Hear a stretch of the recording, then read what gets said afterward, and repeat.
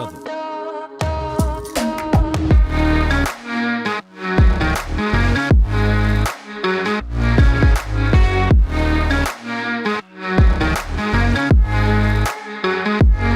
Your midday sports report brought to you by the Nation. That's Law Nation, by the way.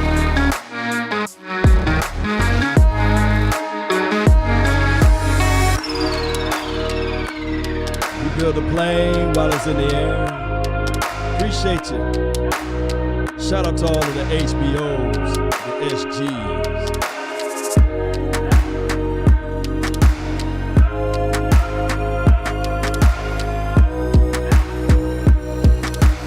Go.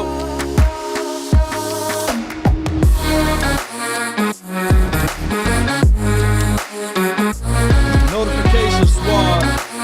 Swat it up, baby.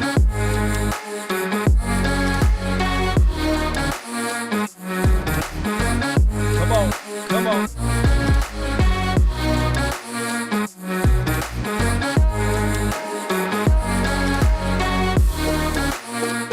Mama said there'll be days like this. We got injury reports out there too.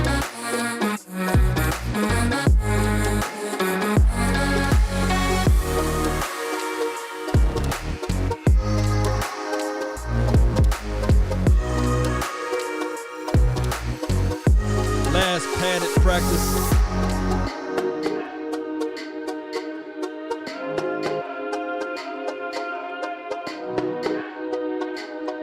Good morning. Yeah.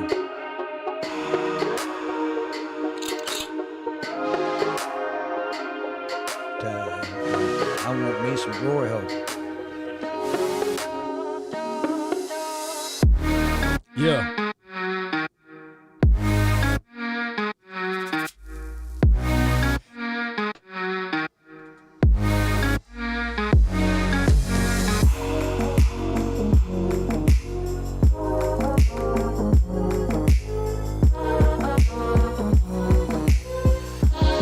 Let's go.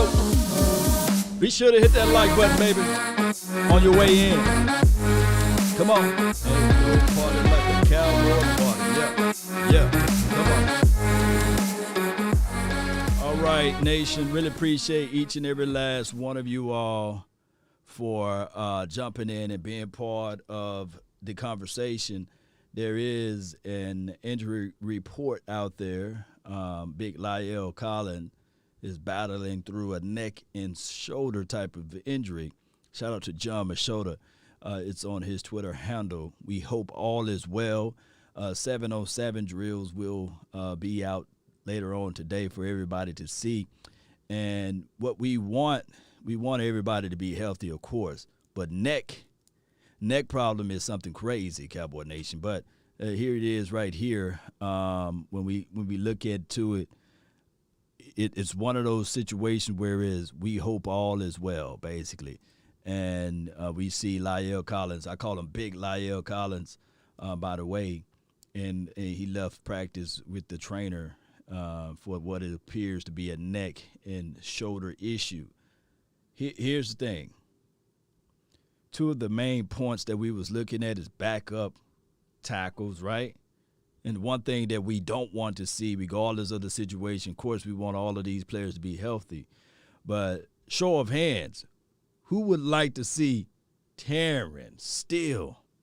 Let me know if you'd like to see Terrence Steele. So that is the issue right now. We don't want to see Terrence Steele. We don't want to see Brandon Knight. We definitely don't want to see Ty Nsekhe.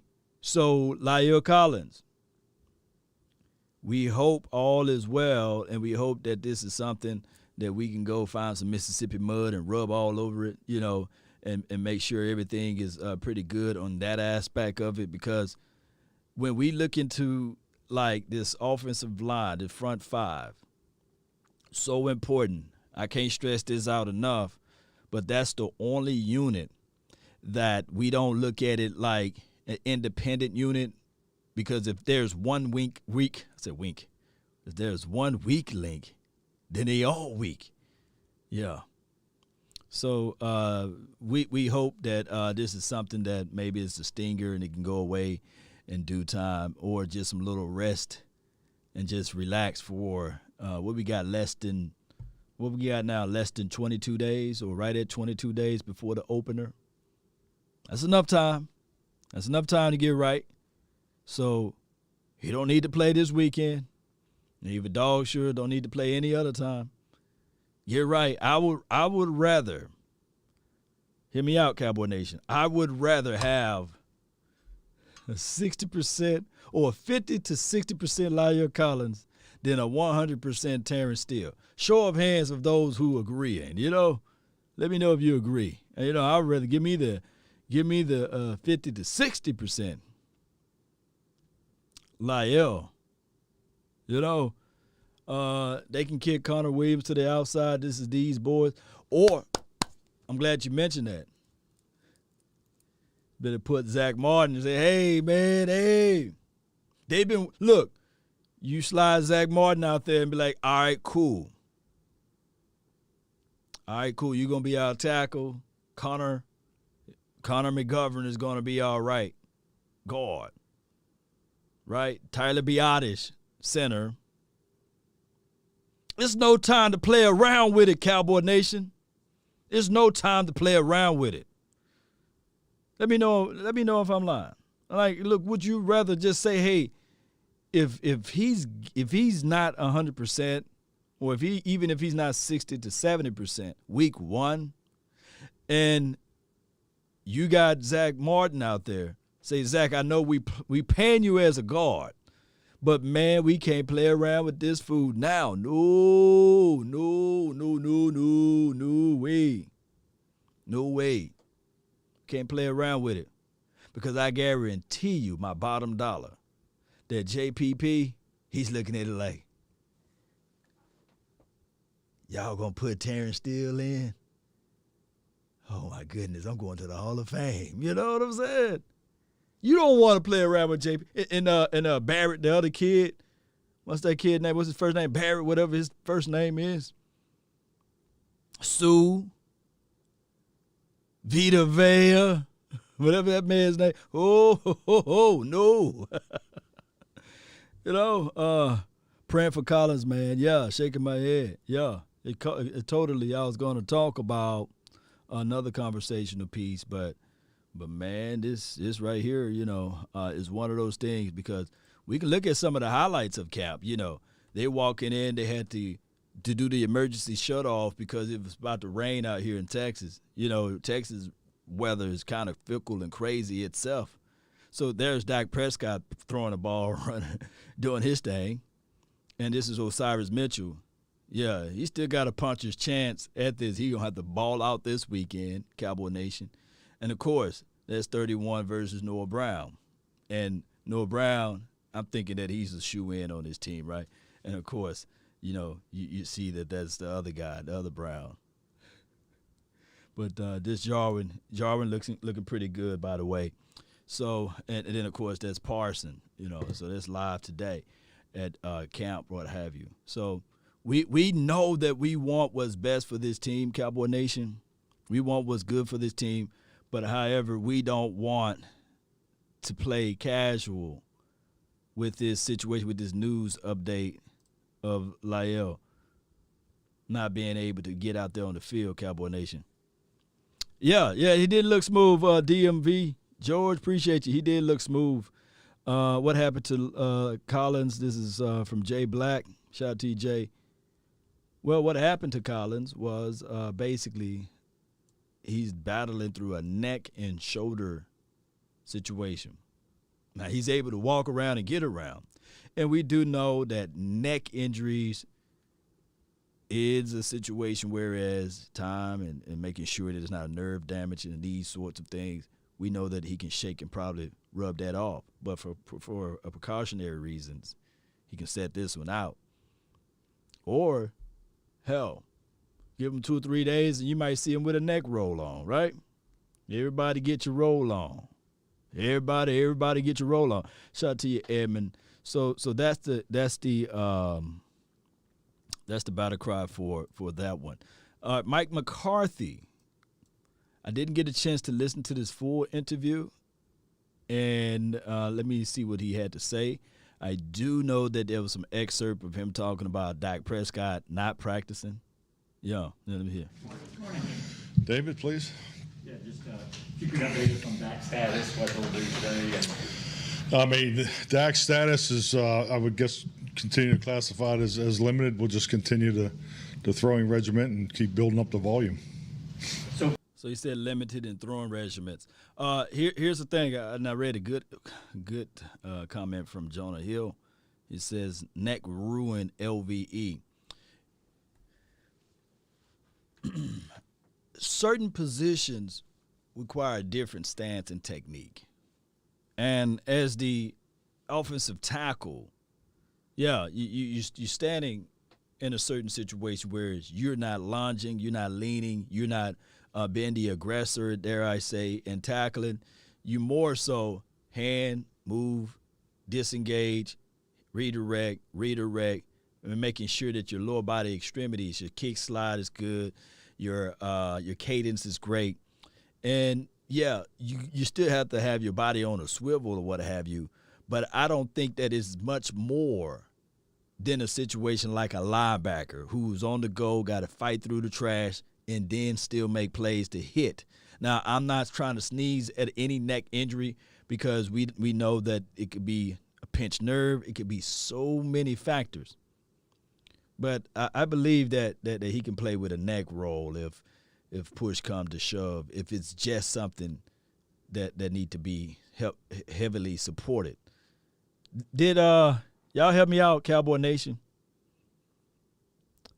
Y'all help me out. Did Big Larry Allen, did he play with a neck roll?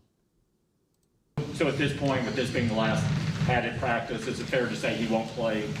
Well, there's a good chance he probably won't play. Yes, that's fair. How does that impact your decision on the other guys like Tyron and Zach and whether they would play or not play this week? Really, we can go either way, but, I want to see what we get out of this practice. Frankly, we're going to try. We got the storm coming. It's going to hit. So we're going to try to get out for the first 5 periods, probably maybe only get 3 in. But I'm more worried about the team getting acclimated and because that, how much work we get done during the course of the week factors in those numbers too. How much latitude do you give veterans in that situation saying that, well, I do just want to get out there for one, or do you always override that, or how much do you take their input? I think a lot of those decisions are, probably where you are, particularly in relationships. This is our first year going through this with the players, particularly the veteran players. So, but yeah, I think we're all on the same page, as far as how much, where we think each guy is. We handle all these situations individually. There are some of your colleagues who don't play guys in the preseason. Sean McVay is one of them. What's your sense of that? Do you prefer to have guys that get? Yeah, audio kind of shaky on this presser. Basically, they're asking some filler questions. I didn't get a chance to listen to the whole audio or the whole presser, so bear with me on this. But so far the audio is kind of shaky on their end.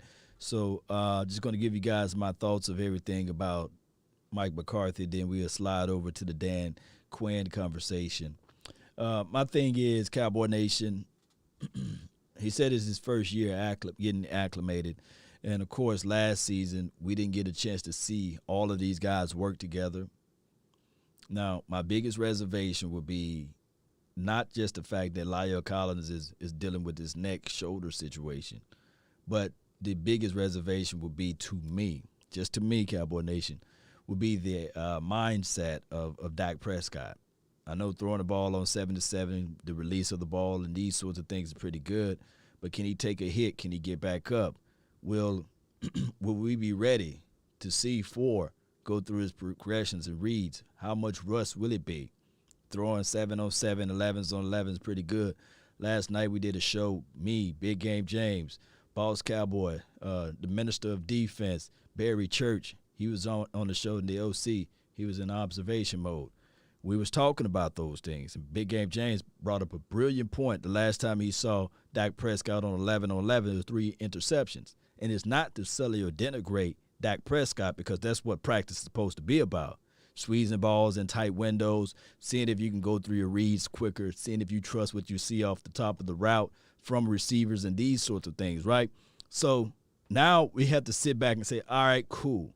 We know for sure without a shadow of a doubt what Mike McCarthy just lamented, that Dak Prescott, you ain't going to see him, right? So now we got to sit back and wait. Yeah, we got to wait.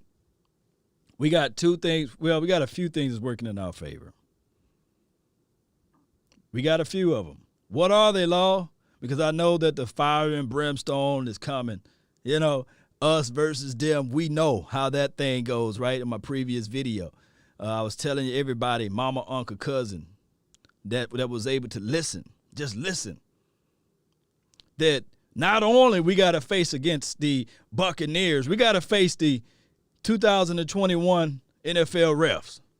Let me know if I'm lying, right? So not only we got to face against that, but what is working in our favor would be the fact that Dak Prescott should be healthy, right? And on top of that, with that being said, of course, we got 17 weeks opposed to 16. This is not a quick season. This is a long one. We got an extra game. So if you're going to take this game on your chin, well, then go through your warts, go through playing the defending champions of the NFL, then why not start it off like that? Yeah. So I just look at it like this. Jay Versus says we are going 0-4 in the preseason. Well, I feel you though, Jay Versus. Yeah. You need those live game reps and with the noise and nerves. This is from James. Yeah. I agree, man. It's a difficult process to live through and go through. And on one end, from the fandom side, from the fanhood, we want to win every game we see, right? We want to win every time we walk out there. We want to hold up our phone and say, hey, we won. We won. We shot the BB gun, you know? They lost. They ate tomato sauce. That I believe that still lives in the hearts of everyone. That they want to look at something that they root for, and they want to tell everybody, hey, we won. They want to plaster it all over the face of the opposition. Right? But I come here to tell you that the war of attrition is more important than the war of the win-loss battles in preseason. You know, it's war of attrition now. So, big Lyle Collins, I would rather for him stretch it out, see the guy stretch it out, go back home, go get it. Maybe it could be, look, I kid you not, it could be that he slept wrong in the bed. My neck, you know. The sleep number, I had it on the wrong setting. Right. It could be that his body was adjusted to whatever bed they had out there in Oxnard. Right? And now he's back at home in his big cot, you know, out here, and his body got realignment and a readjustment. That could be, dare I say, the exact reason for his neck. It could be a crook in his neck. It's just that simple, you know. Or it could be everything. See, that's how crazy this is, Cowboy Nation. Right. Shoot. Y'all seen a couple of months ago, I was shooting around, playing basketball. And I'm old, man. I'm close to 40. I'm younger to a lot of people. Right? I'm young to a lot of people, but I'm old, close to 40.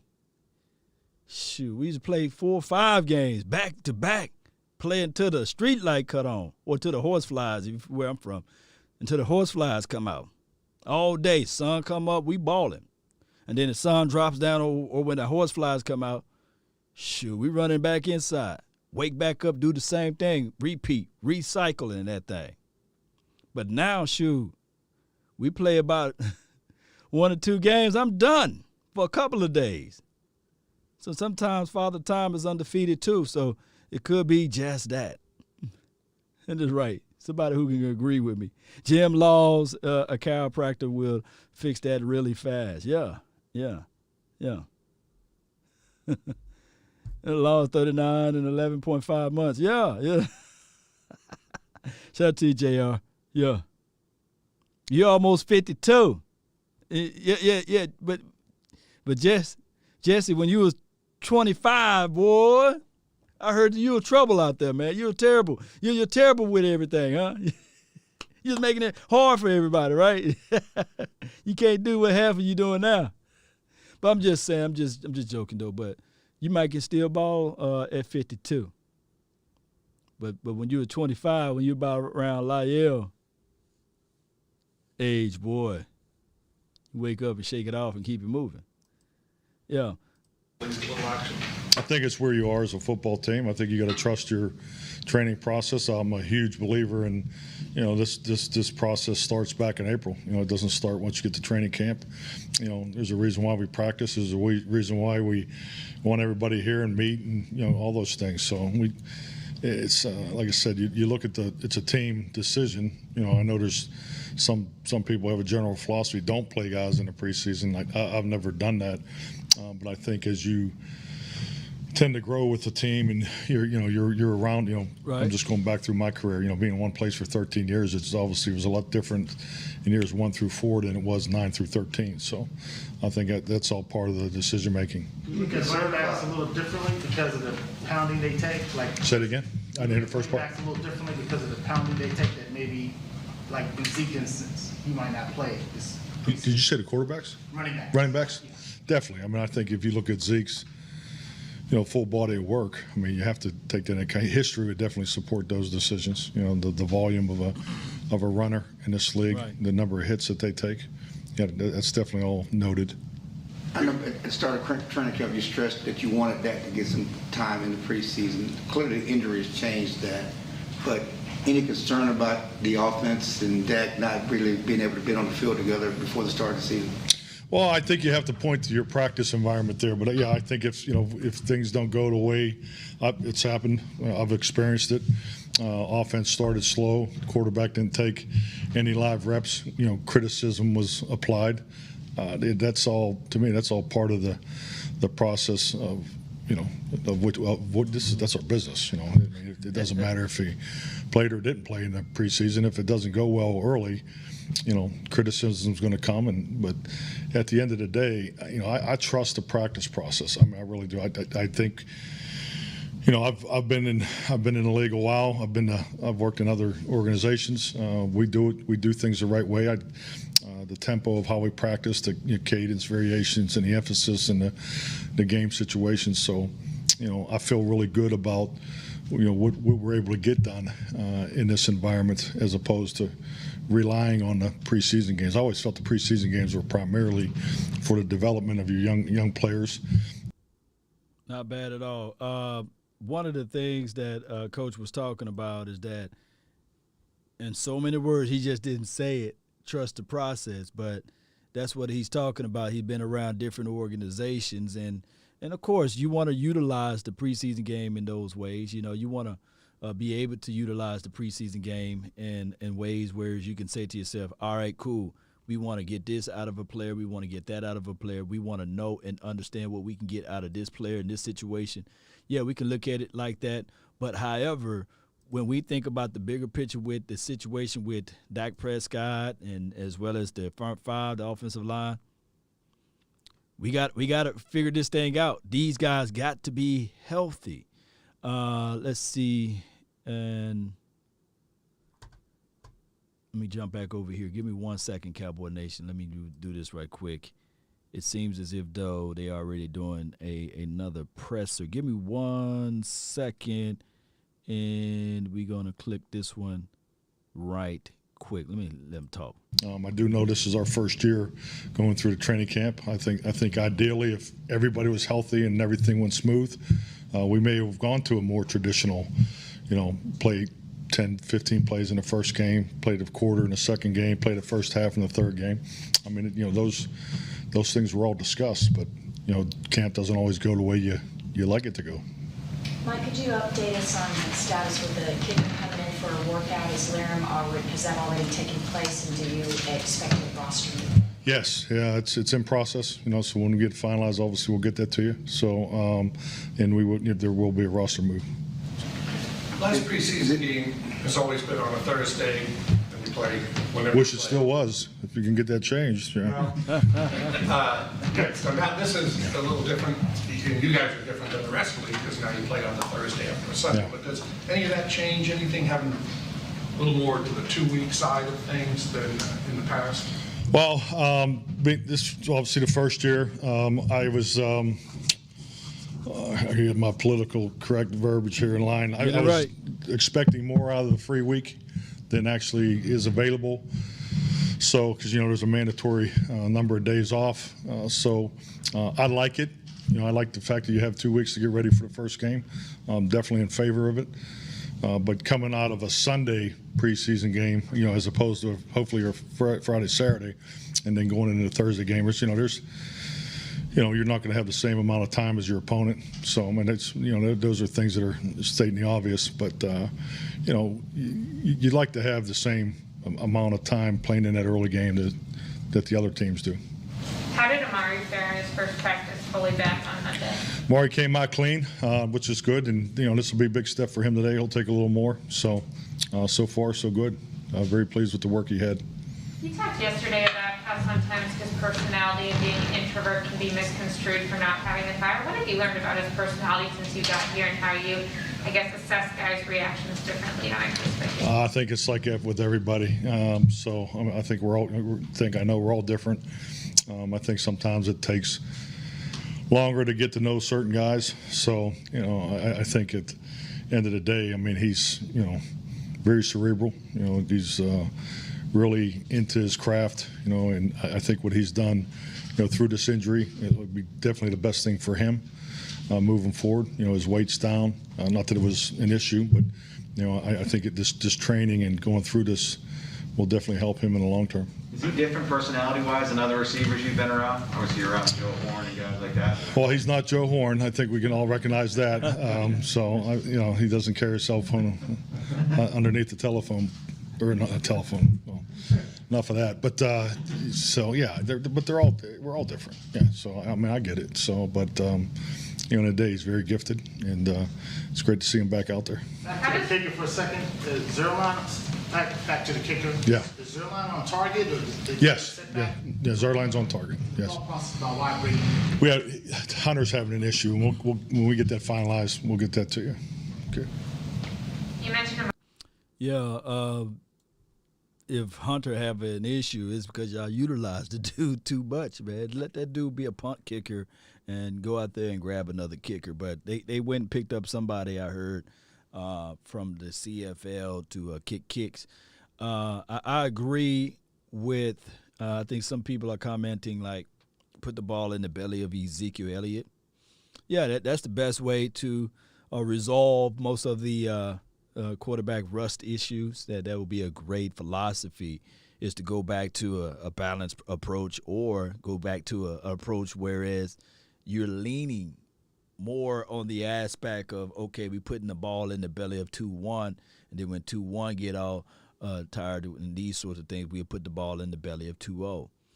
And I believe that would be a good recipe, because what you want to do is get the pace together, right? You don't want to do, okay, you're excited to play, you haven't played in a long time, and in the first quarter you're doing all of these spectacular things, and then the second and third quarter you kind of you're gasping for air, and everybody else is tired, and your offense is lackadaisy at that point, and then all of a sudden you see that you blow away a big lead, and that could very much so happen, right? So you want to be able to get some type of pace going. Establishment. Appreciate you, Akeem. Thank you for jumping in. Zeke lost weight. Yeah, he did, man. Let me see this picture up here. I think it was on this one. Yeah, he kind of looks smallish a little bit. But it looks like Ezekiel Elliott is hungry for it, though, for the season.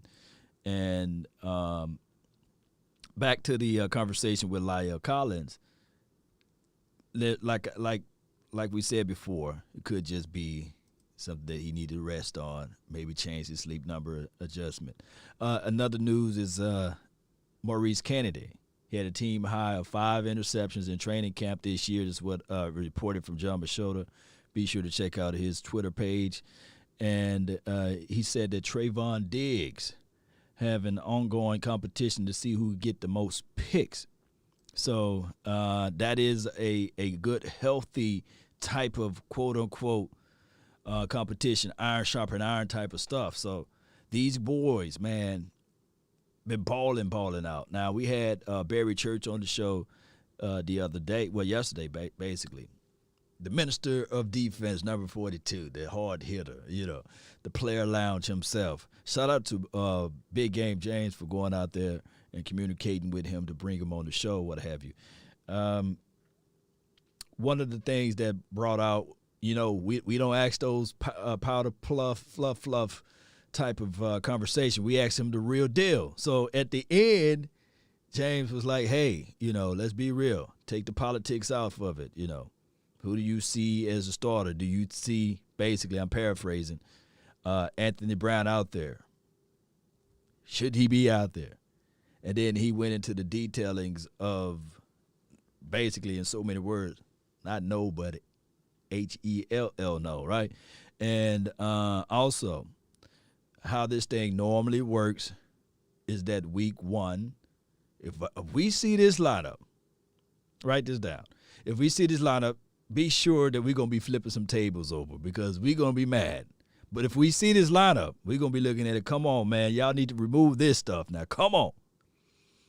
If we see Diggs, of course, he's going to be the starting corner. But the opposite side of him, Anthony Brown, and if you look again, if you see that nickel guy being Jordan Lewis opposed to Maurice Kennedy, we going to be like, whoa. Because this guy right here, he's been balling. He deserved to have that slot starting corner position. We understand that Jordan Lewis, we shout out to him. He got his coin, his bag, his money, his paper, his everything that you can think of. And I think that he's a gritty guy. But we need to see Kennedy out there. We do. We don't need to see nothing. No. We don't need to see the political game out there. No.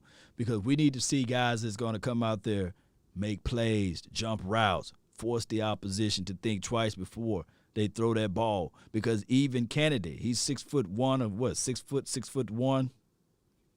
Yeah. We need to see that type of action out there. Right, Cowboy Nation? We don't need to be playing around with this. Lewis is greater than Brown. Yeah, I agree, Jay. Is Collins okay? Well, this is from James Nook. Appreciate you, a.k.a. Cowboys Junkie. I think that it's more so of a strain or a situation where he kind of woke up wrong. But I don't think that it's one of those situations where you won't see him at all this year. Yeah. Disagree 21. Too good to be fumbling. This is Mike Meticulous Detail Podcast. Appreciate you. My thing is with that, Mike. Was that last year's issue or is this also this year's issue? Shout out to you, Road Tide. Appreciate you. Let's listen to more of Mike McCarthy. Amari being cerebral, how much does that help that room as a whole? I know CD talked to us about how during practice yesterday he was having Amari taken through a release. Yeah, definitely. I mean, he's the most experienced receiver in the room, and experience is something you can't have enough of. I think anytime as a coach, when you're echoing a message, a technique, a teaching progression, it's obviously the starting point and the structure. But when the veteran speaks on it and gives more insight, it carries a lot of weight. So I mean, it's definitely a big part of any position room, and always encourage those veterans to speak up and because I think I've spoken on this continuously here. You're always trying to bridge the gap between your younger players and older players, and this is all part of that process. Mike, do you anticipate having McGovern take any snaps at center just to analyze your depth there the next couple of weeks? Not this week. No, that's we want to continue with Connor and Tyler, and so keep working Matt in there.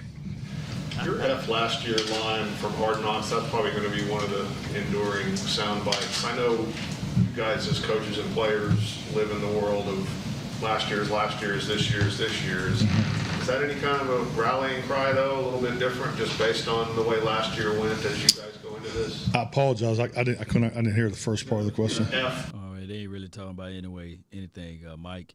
Let's see. Teddy G says, I think Brown's career is slipping away. He looks promising, but Diggs should be number one. Joseph should be slot or Kennedy, and Brown and Lewis as reserve. The only reason why, and I think Mike Meticulous said something about if Anthony Brown, if Jordan Lewis is better than Anthony Brown, how come he have not beaten out Anthony Brown? That's a good conversation. That's a good topic there, by the way. At the start of the show, kind of like somewhere in between, I talked about politics, right? And I think that Anthony is more of a, and I'm not saying he's a go-along, get-along guy. No, I'm not saying that. But I think that Anthony is a more of a I got to say this, technical, technique type of guy. And Jordan, although he plays with a good deal of technique, he's a little bit more chippier and edgier. And sometimes coaches may look at that as that bull right there is not gilded, or that bull right there is too much of a bull. We need discipline out there as it relates to that. Far as Anthony for the 2021 season, I've been looking at majority of the practices out here. I have yet to see Anthony play inside the slot. They primarily lining Anthony on the outside. Now, we did get a chance to see Jordan Lewis inside the slot, and we have not seen him on the outside. But we've seen number 3-1 inside the slot. Case in point, pay attention. I have not seen as well Kelvin Joseph inside the slot. We only seen him primarily on the outside. Now, for those who out there who played any form of defensive back, especially inside, you know that those two-way goals, that's a whole new world when a receiver have the option to go left or right, or to sit that thing up and just go vert with that particular situation when you're talking about guarding the inside guy. That's a whole different mindset, whole different type of muscle memory. Even prime time, one of the greatest defensive backs or cornerbacks you can ever lay your eyes on, Prime, he said, man, he can't even play that slot. He won't even do it. And I don't think you can name me a cornerback that's better than Prime. So the slot corner is a whole nother situation. And the Cowboys can't drop the egg or drop the ball on this one, right? So either they're going to have to make their bed up and say, okay, all right, make their mind up and say, all right, Kennedy or Jordan Lewis will have to be their slot guy, or they're primarily their guy that's going to play the nickel. Mike Meticulous, the detail says AB is a slot cornerback. Yeah, but he's a slot cornerback, but he's been practicing and playing nothing but on the outside. So what I'm saying is that muscle memory, that time frame of him practicing, been on the outside. So you mean to tell me that all of a sudden the Cowboys are going to just take him and put him back inside? That's foolishness. You know, that would be foolery. That would be burn time. You know, we already seen the brother struggle on the outside. He might be a natural slot corner, but he's practicing only primarily from what we can see on the outside. Catch me outside. How about that? Remember that? So that's all we see him at as far as what we can see. And just like that same breath, yeah, Kennedy probably can play good on the outside, but he's been practicing all day inside the slot. So it'd be crazy week one, they put that Houdini trick on us and we see Kennedy on the outside and then AB on the inside. That look, Mike Meticulous Cowboy, Detail Podcast, if that happened, boy, that would be crazy. They'd have hoodwinked everybody, you know? The F last year line that you had from Hard Knocks. Okay. He didn't want to cuss. I don't want to say Yeah, well, I don't recommend it. My mother wasn't in favor of it either, too. Everybody got in trouble. I know you guys, players and coaches, don't live in that world of dwelling on last year, but is it a little different just based on what last year was as kind of a rallying cry for this group? Yeah, I definitely. I'm trying to remember the exact, application of this, of the comment. whether it was the Arizona game or. In front of the team. First preseason game. Well, unfortunately, I use more than one F in front of the team. I'm trying to cut them down. Y'all leave the man alone. Narrowing it down to one. Yeah, I mean, I think anytime things like that happen, obviously there's a message there. Last year you do reference some things. I mean, there's some things that are factual that we need to improve on, and so yeah, you bring that up, but also I talk in them terms a lot of the improvements we've made. I think our game situation. Progression has been encouraging. That's something we definitely felt like we needed more experience and more reps at, and and you're starting to see it come to light. I really would have loved to see us win that game at the end, because it's obviously when you have the ultimate is when you have it carry over to the game time, then that's what you're looking for. So, but we're making progress. What kind of feedback? When we're watching Hard Knocks, or even when we just watch you interact with the team, when you give a presentation like that, or a mini speech, or a pep talk, or whatever, how much of it is crafted, and how much of it is, kind of like you got a filing cabinet full of them, and how much of it is off the cuff? I take the outline approach, so I would say it probably would be more, I don't say off the cuff. I've been fortunate to do it long enough. I don't have a bunch of canned speeches. I've never done it that way. I think every day in this league's different. I think every week is different. And I think every opportunity is different. Now, the concept or the topic or the theme that you're talking on, yeah, you're similar because that's football. Right. Adversity comes up all the time. Confidence comes up all the time. But I think to make it specific to that team and that situation, it needs to be original. It needs to be genuine. And that's just the way I've always tried to go about it. What kind of feedback have you gotten about the first two episodes, like from family or friends? Anybody said anything to you about it? I was kidding about my mother. She wasn't real kicked in the bum about the first one. So right. She probably gave you a whooping. Yeah, All that cussing. It's been positive. I think it was anytime you can see your team from a different light, people enjoy that. Oh my goodness, man! Just different light, man. You can tell that he's not a comfortable guy speaking in the camera, knowing that the camera is there. He's just not that. Some people are not that. I was reading some of your comments here, and I've read some of them while he was talking. Let me see. Boss, yeah. Mike Meticulous Detail podcast says Boss Man gambled too much, and Boss Man Jay Lombardi says Boss Man's recovery after separation is nice, and Boss Man physical but gamble sometimes. So what we're seeing here is the conversation of Boss Man, which is Kelvin Joseph, for those who don't know. I'm trying to use this the best way possible. Have y'all ever heard of the saying, what's good for the goose is good for the ganderer, or sometimes, this is a better way to say this. Sometimes we want something.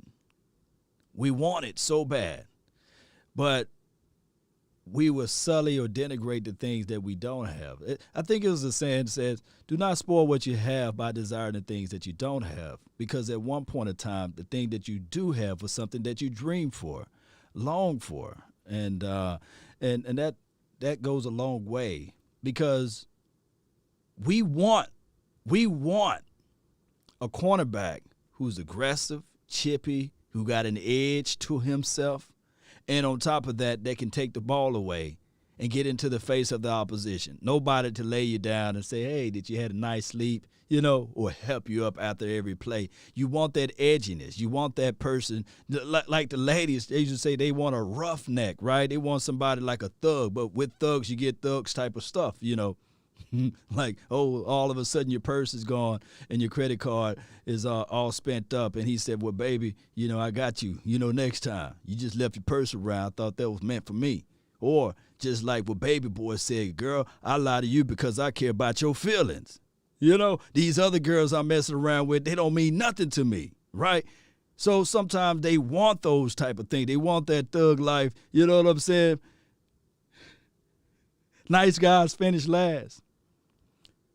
Boss man Fat is not the nice guy. He's going to take the gambles. Let's go back to 2015. If I was to ask you guys, Marcus Peters, Byron Jones, who would you take? Now, with Byron Jones, you still get that safe and secure type of cornerback. But with Marcus Peters, I believe, you get that rough, somebody that's going to get into the face of the opposition, somebody that's going to snatch the ball away. He going to get burned sometimes. There'll be some, man, that brother got burned like toast. You know? Which one would you rather have? The INTs or the oh, please? Here's the way, you know. Let's just play a solid game with none. Yeah, people go. Let's pull up this this chart diagram right quick. And pull markers in them. Let's put markers in them things up there. Yeah. Where they at? Okay. And I know it's tiny. You probably can't able to see it.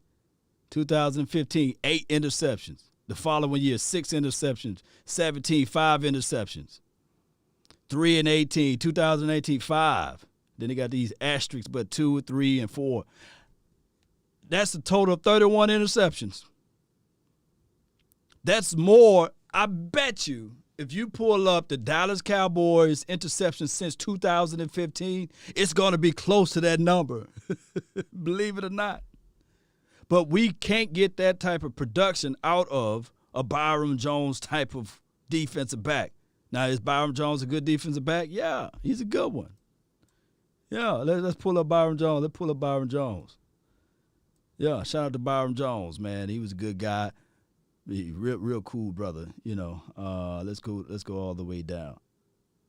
2015, 0. 16, 1 interception. 17, 1 interception. 0, 0, 0, 0, all the way down until last year. He had 2 interceptions, different system, by the way. But, you know, it is what it is at this point. One guy is going to be a clean-cut guy. The other guy is going to be, hey, I'm going to slap you in your face. I'm going to take your oodles and noodles and eat it. I'm going to take your credit card out of your purse and I'm going to spend it, you know. Buy me some new clothes. That's just how they go. So I believe that Tim said they never threw Byron Jones' way. Even if they threw Byron Jones' way, he wasn't going to get multiple interceptions like that because of the way his style and technique that he played it. So it goes both ways when we talk about this. One, it's just two different types of perspectives when you're looking at a defensive back. What I'm saying is from the mindset. Marcus is a route jumper. He's going to try to jump routes. He's a bait. I'm going to bait you with, and I'm going to try to take the ball away, and I'm going to give it back to the offense. Byron Jones, sticky cover corner, bat down. I'm going to get there. I'm going to use my long body extremities, and I'm going to reach out, and I'm going to knock the ball away. Two different mindsets. That's what I'm saying. With Boss Man Fat, he's going to be a gambler. He's going to reach. He's going to take an approach. He's going to judge by his instincts. He's going to try to bat the ball. He's going to try to get the ball out of your hands. He's going to hit. He's going to look down on you. He's going to body slam you when you're looking away.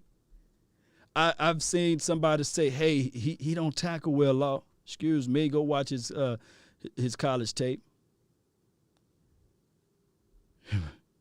Yeah. So can we afford Jalen? This is from Akeem. And what factors?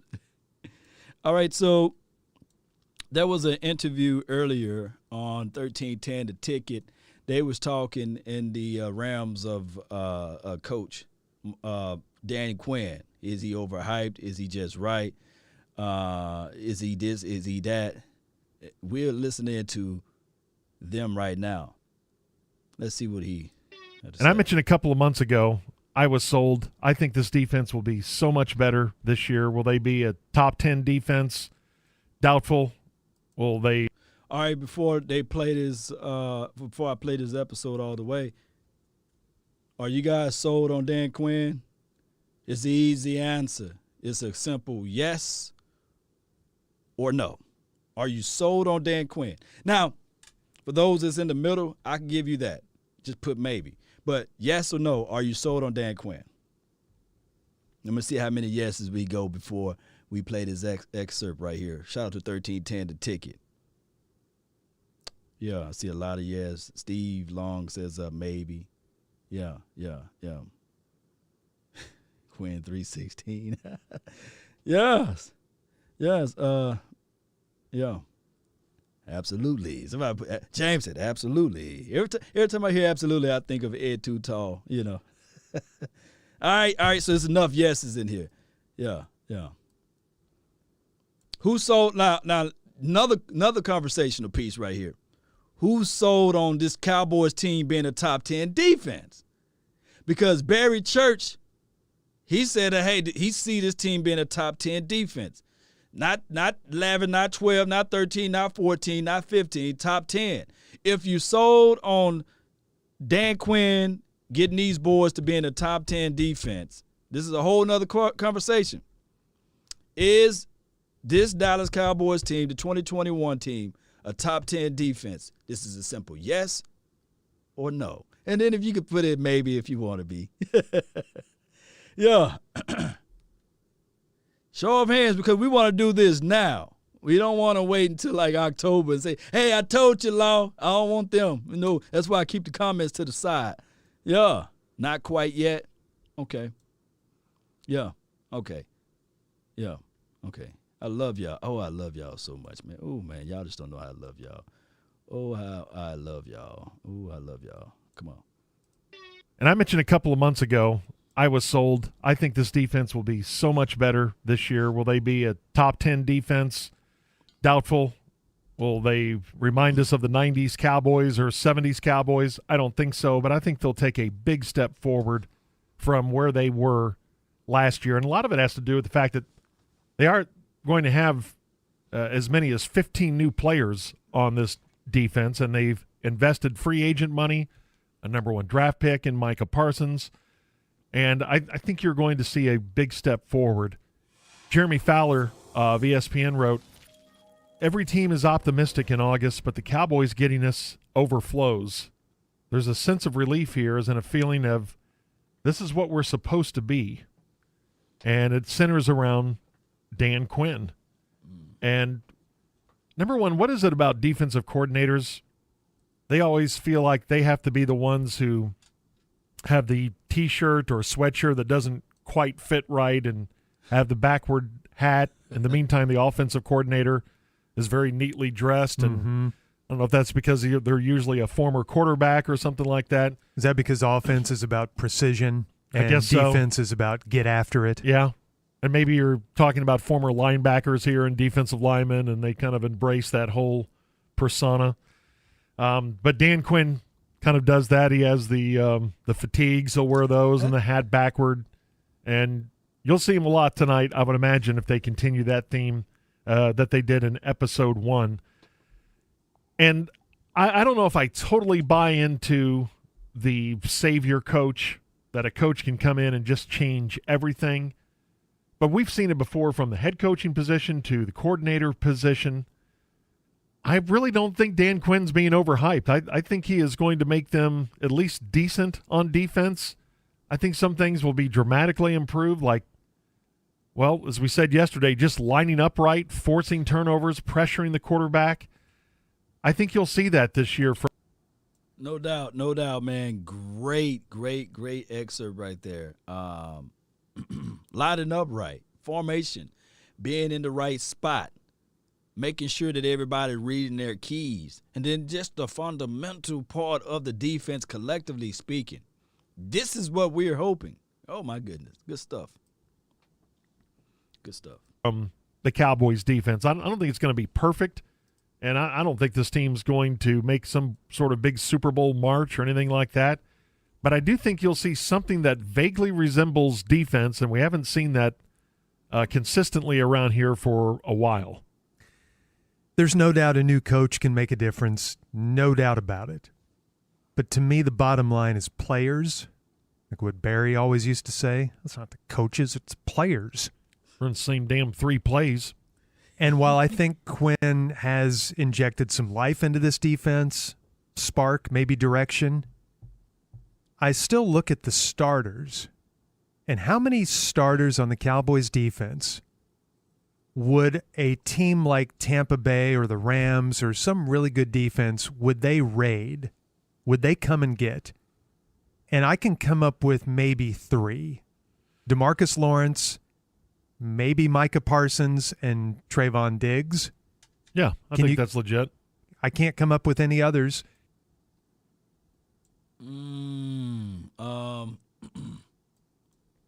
Malik Hooker, he'll start on a lot of people's teams, right, if healthy. Quite frankly, you can look at DeMonte KZ and Randy Gregory. I think those guys would start, Randy Gregory, D-Law, Michael Parsons, Diggs, Malik Hooker. That's 5 right there. Shoot, how many starters you really, really, really want, LVE too, I know that he get that negative vibes with him. And I think the situation with LVE and even with Jalen, they are a matter of circumstances. Nobody was saying this in 2018, right? Shoot, they was pretty much almost voted as the best linebacker tandem. Now, the situation with LVE, hear me out, is pretty much some of the overflow of thoughts from the mental mindset of what happened with Sean Lee. Sean Lee been hurt all of these years, and he get paid his money, horns, bag, what have you. And now people look at it like, here we go. The situation with LVE will be exactly like Sean Lee. Now, the thing is with Jalen, last season, yes, he led the league or led the Dallas Cowboys in tackling, right? We looked at it, oh, come on. But majority of those plays were downfield, some blown coverages, some horrible angles, and these sorts of things. But the thing is with Jalen is that now he's a little bit bigger, a little bit slower. The instinct is not there, and it's noticeable. It's very noticeable, especially at what we're asking him to do. And all of that is just sprinkling all the way around. And let's not forget that the way he played, in the style that he played, always happy-go-lucky, smiling when we not supposed to be smiling, right? Swiping when we are down by a couple of touchdowns. And earlier, even due to the Hard Knock situation, pushing DeMonte KZ out of the way and say, hey, let me get some shine on for you too. A lot of people say there's much to do about nothing, but come on, man. It's a time and place for everything. But I'm not finna step in front of his mental mindset, right? Whatever whatever itches, let him scratch it, right? Basically. However, the optics of Jalen Smith sometimes can be very crazy. And on top of that, the Dallas Cowboys paying him so quickly, the type of contract, knowing that the linebackers are equivalent to a running back in the NFL as far as lifespan and their duties, a whole bunch of other stuff. I digress. And I'm not even 100% sold that those 3 would start for Tampa or the Rams. So to me, until there's a tipping point of heavier talent on the roster, the starting lineup in particular for the Cowboys on defense, until they've got 5, 6, or 7 guys that other teams would really want, I don't think we're going to see that much of a difference. In other words, Quinn can provide some direction and a spark to where they're going to be better. They can't be worse than last year, but they've got to have more talent or more guys realize their full potential before they're going to be a really good defense, I think.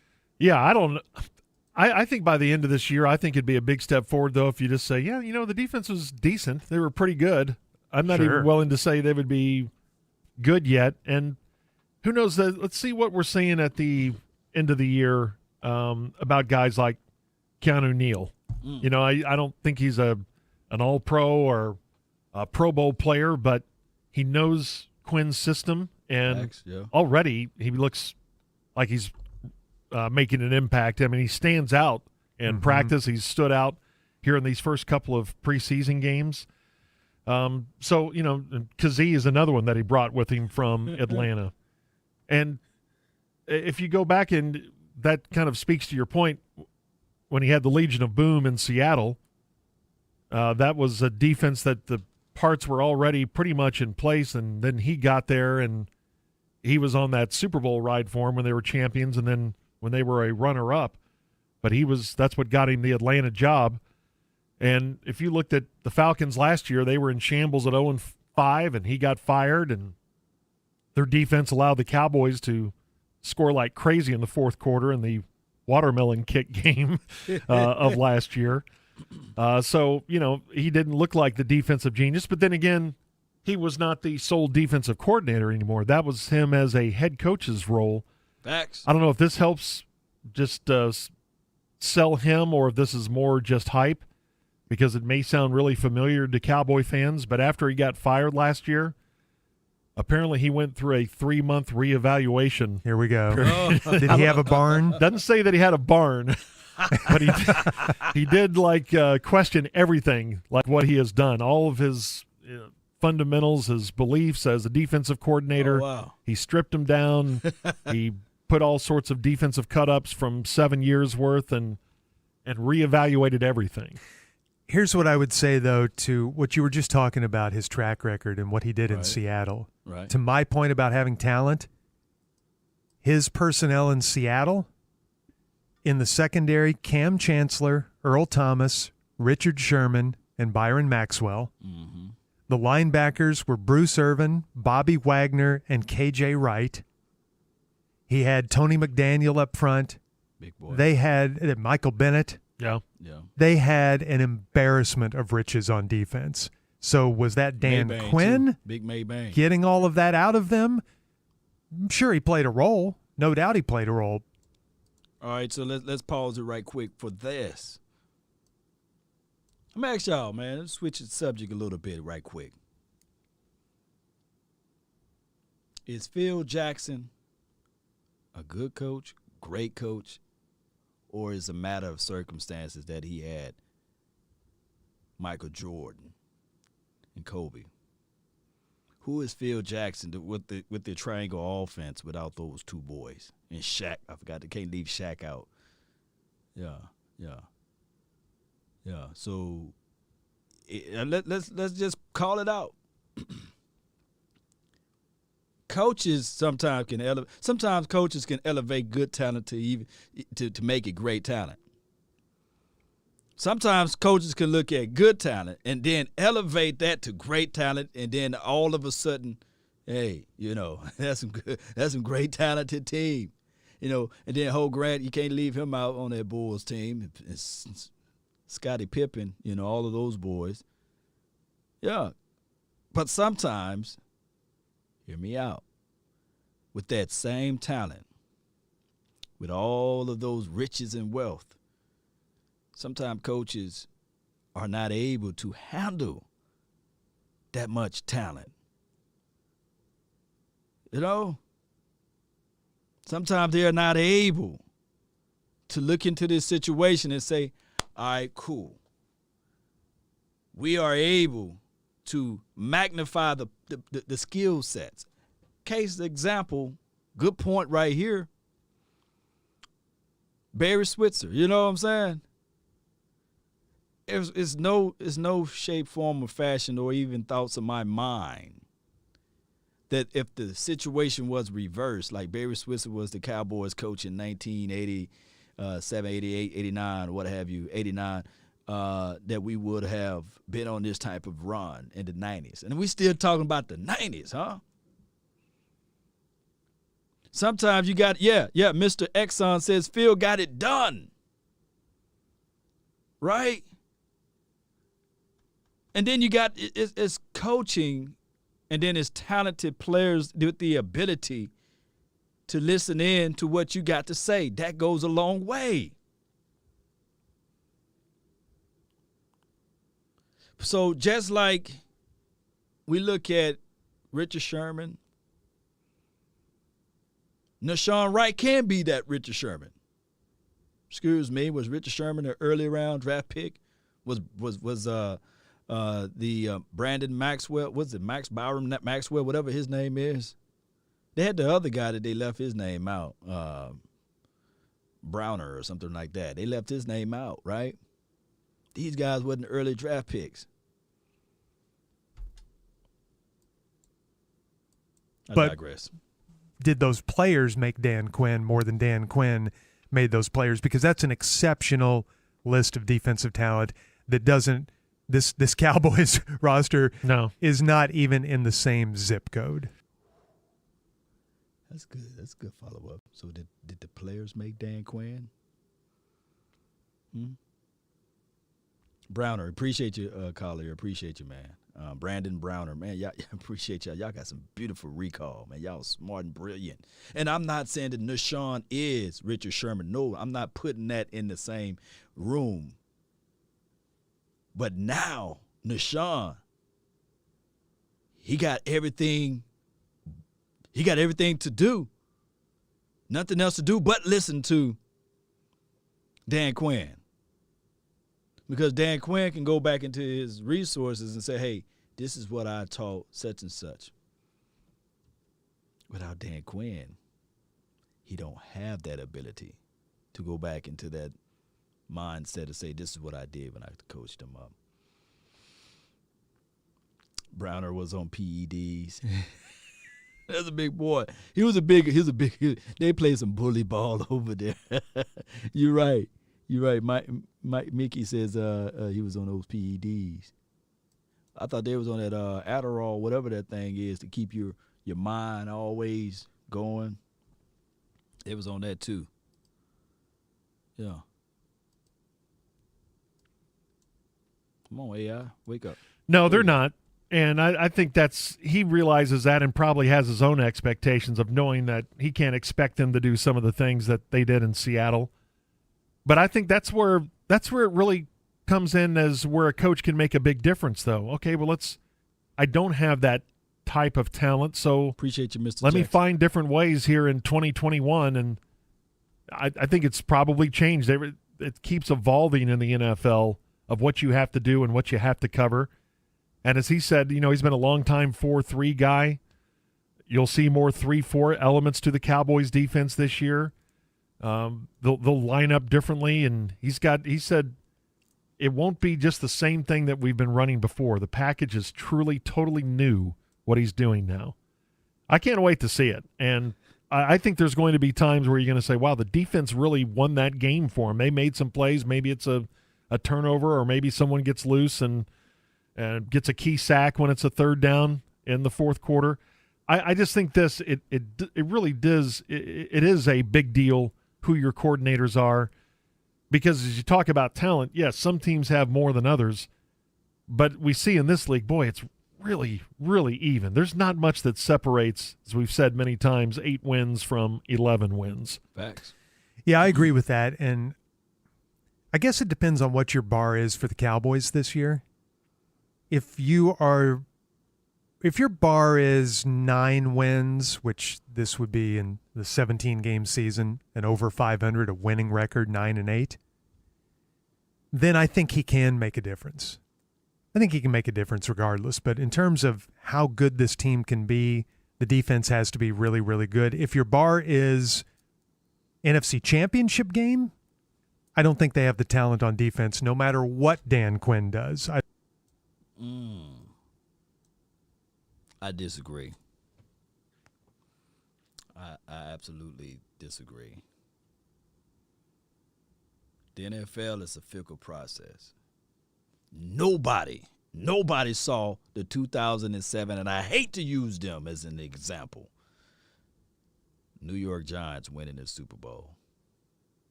At the start of that year, they was talking about firing their coach. They talked about that. Nobody saw that. But it's about getting hot at the right moment. Secondary was trash for the Giants, but their front, they sure can get upfield. And I hate to say that. The Dallas Cowboys was flaming hot that year. Flaming hot. top in offense, top in defense. You couldn't draw up a paper to put the Cowboys in a losing situation. They were hot, and I think the New England Patriots were hot that year. Just hot, flaming hot. Looked almost impossible to beat because when you start doing your pick your poisons type of situation, you had DeMarcus Ware flying and chasing out to the edge. Greg Ellis, as much as we can talk about Greg Ellis, he was still giving you north of 8 sacks for crying out loud. He had a solid linebacking core. Sean King says that Patrick Creighton dropped with the drops. Sean King, I feel you. But y'all go back, look at what quarter he dropped that P-Jax pass. handled the talent and the expectations. Man, my AI is slow. Appreciate you, Mr. Jackson. Yeah. Appreciate you. She finally woke up. But the time when Patrick Creighton dropped the ball, it was in third quarter. Well, I think it was the early of the fourth quarter. So we got to stop using that one as an excuse. Yes. Drops happen. But the focal point and the coaching matters. There's nobody on this planet that can tell me otherwise that if Bill Parcells was coaching that particular team, they wouldn't have been out there in Cabo Land. I guarantee you.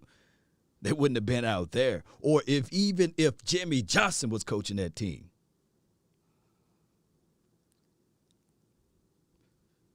Let me know if I'm online, you know? But coaching do matter. The mindset, making sure that the talent is the talent. Storyline, even with Phil Jackson. You know, the great Phil Jackson. When they used to travel to going around teams to teams, traveling to those hotels, there used to be a line of women waiting outside for Michael Jordan. A line of women waiting outside for Scottie Pippen so they can dissipate a little bit.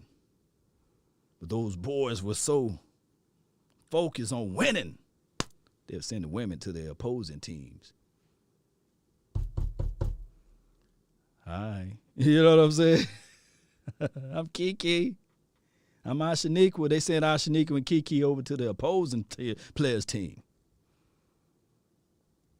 It's guerrilla warfare around here, coaching strategy, being able to be on the same page with your contemporaries, not thinking of, hey, I won the Super Bowl already, not smelling yourself, not sitting here doing extra reps, but you want to do extra reps so that you can be a little bit ahead because you know for sure coach is going to hold you accountable.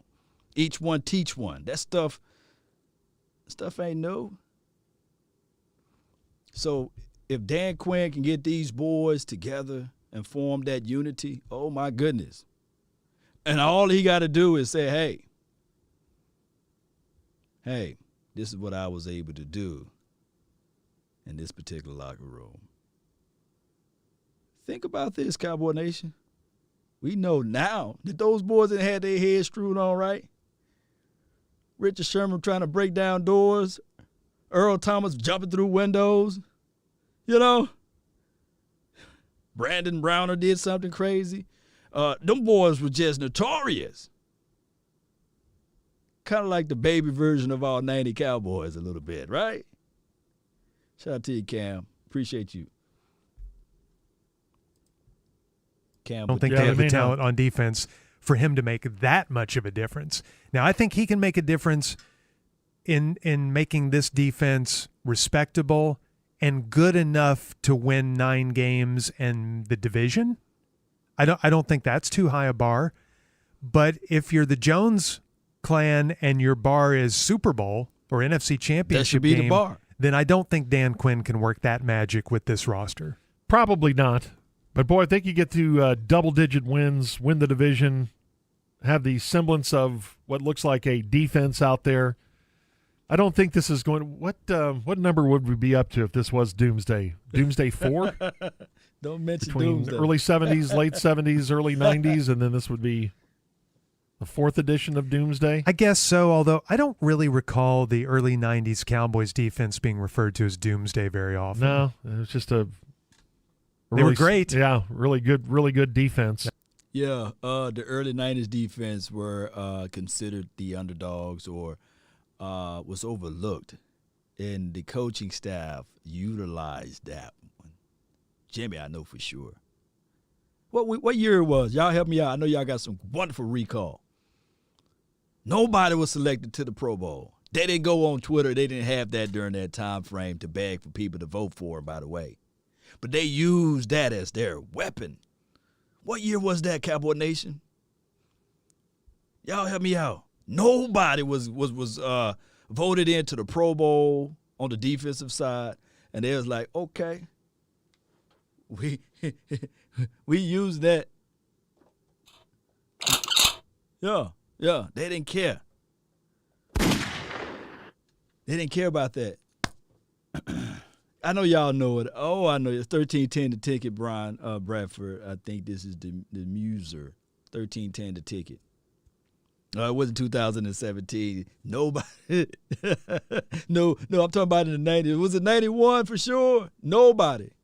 But they used that as their weapon. That's what I want this team to do. When that poll, hit that like button, subscribe, and share. Aloha. Appreciate you. Man, I'm telling you right now, man, I really Are you not entertained? Are you not entertained? This is not why you're here. I just want this team to look at it like that. Oh, my goodness. They had us ranked 30th. PFF and ESPN had us ranked 30th in the National Football League collectively as a defense. I just want them to use that. I'll print a big old bulletin board in the locker room. Y'all are the 30th ranked defense. This is what they said. Y'all are the 31st, whatever, in this category. Let them use that as their medicine. Oh, my goodness. One year, 92, I think they were the number one ranked defense in the NFL, and they were good enough to win 3 Super Bowls. They were great, but I don't really recall people calling them Doomsday. I just like what I've seen so far. Let's not put Doomsday on this squad. No, it could be the other way around. Doomsday of just for the team if they can't stop people. Yeah, this is for other teams' offenses. Last year, this defense was not Doomsday. This defense was Field Day. Yeah, because every offense had a field day against it. Pretty much do anything we want against these jokers. All right, Fernando dug up this, and I think this ties back into McCarthy and what he's always talked about. That how does defense relate to offense? Is he says he wants to play complementary football, and that was not this team last year. They turned the ball over. They didn't force turnovers. They put their offense in bad spots. They put their defense in terrible spots with turnovers. And, of course, a lot of that happened after Dak went out. But maybe the Cowboys' most important defender this year is not anybody that plays on defense and not Dan Quinn, but can they run the ball efficiently this year with Zeke and Tony Pollard? They were 17th in rushing last year. Not a very good ground game. 23rd in total defense. The year before, they were 4th in rushing, 9th in total defense. 2018, 10th in rushing, 8th in total defense. 2017, 2nd in rushing, 6th in total defense. Ooh, buddy. Jeez. Same thing in 16, 2nd in rushing, 16th in total defense. All right, so I'll take now 2016. We were giving up a lot of chunk yards, what have you. Didn't get a lot of interceptions.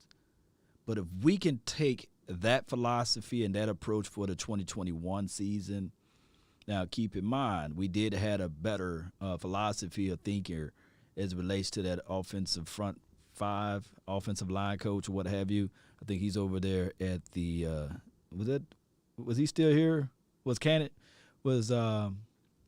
Callahan still here in 2016? Y'all help me out because I don't want to misquote that. But I think he was still here, and the philosophy and the preparations and the way you run was the type of way we blocked, and they had zone setups for Ezekiel Elliott. Was a totally different type of philosophy. And when we look at the Browns, for crying out loud, they do a great deed of utilizing their running backs in a good way based off of the front five of the alignment. But and he left in 14, I'm quite sure. So Callahan left in 14. I thought he was here in 16.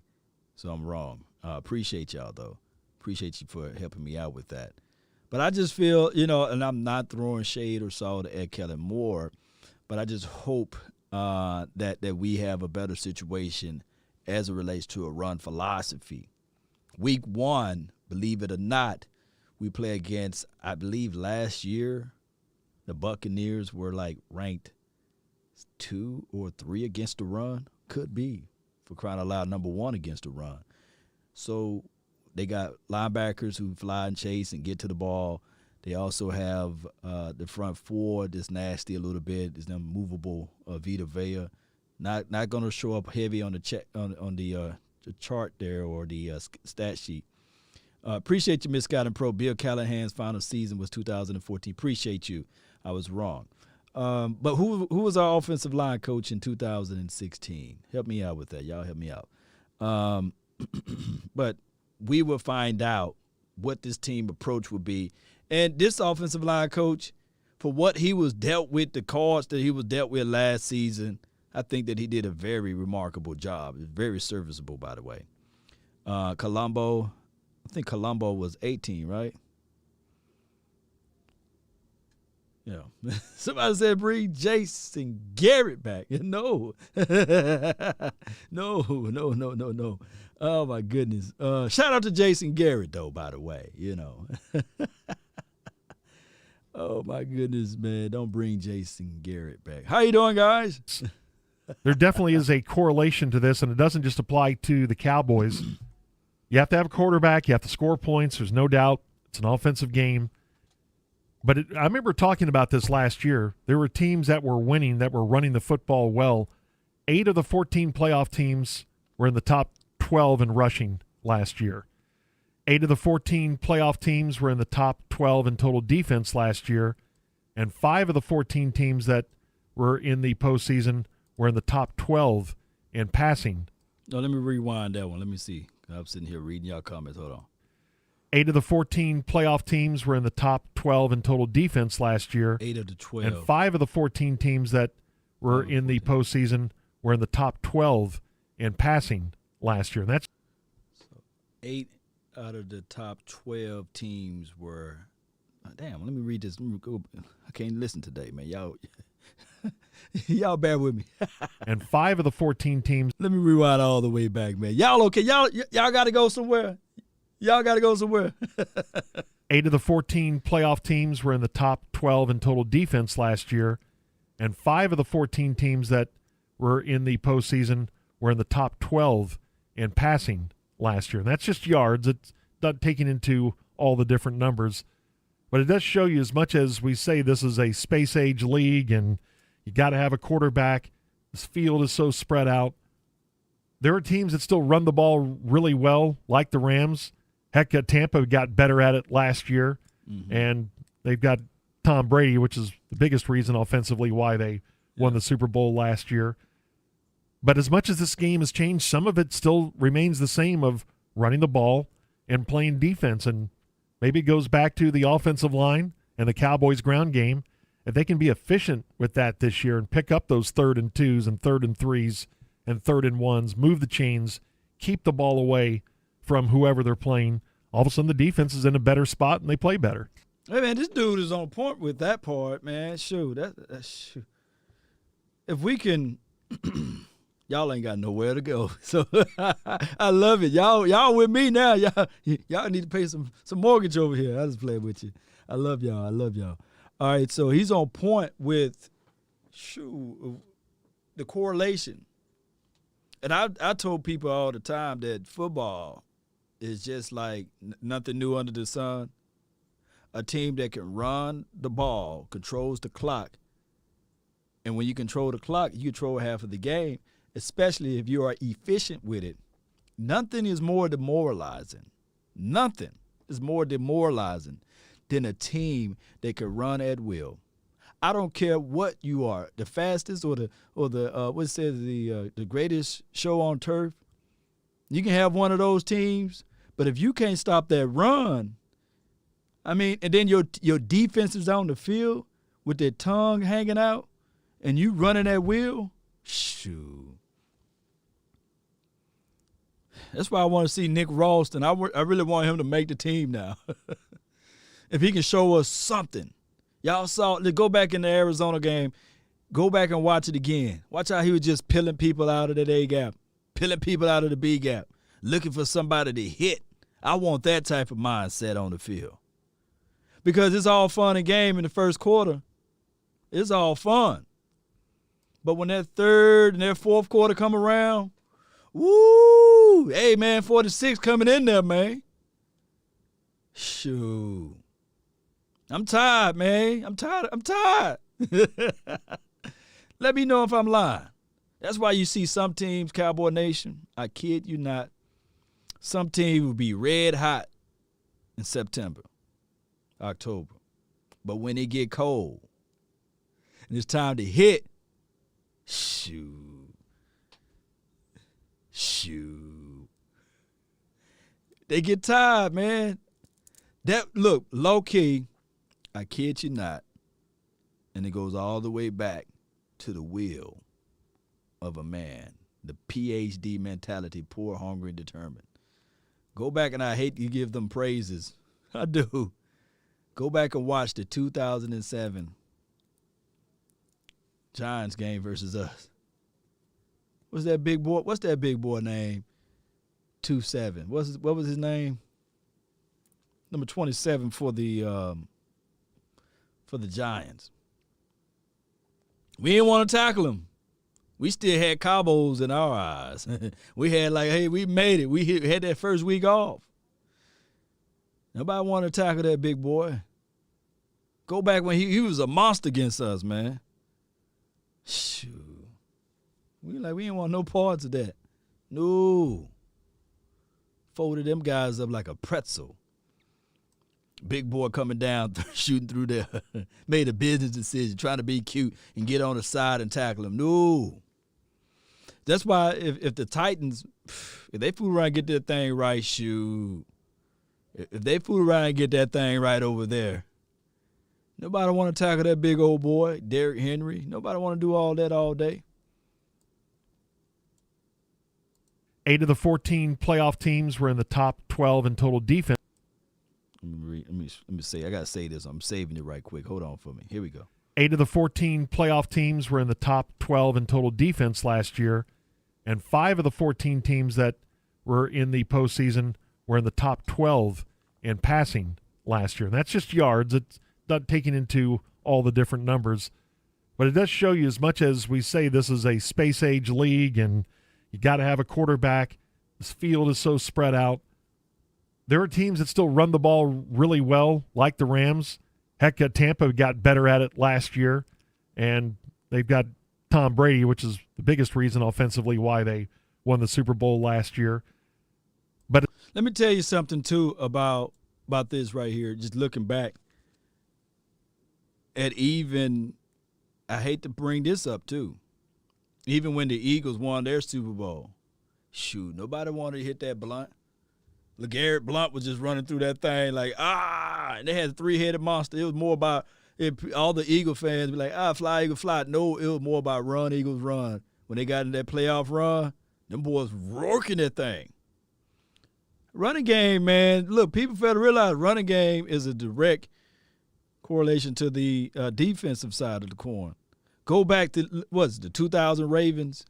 Who remember Jamal Lewis and Priest Holmes and those boys? Them boys was something to deal with, especially Jamal Lewis. People talking about Ray, but that Jamal on the other side, he was nobody to sneeze at. And then when you get tired of him, Priest Holmes, y'all remember him? He'll come in and stiff arm you and baptize you. Yeah, let's not forget about the running approach, man. Yeah, Larry Johnson was on that team too. I just remember Priest Holmes and Jamal Lewis, not Jamal Anderson, you know.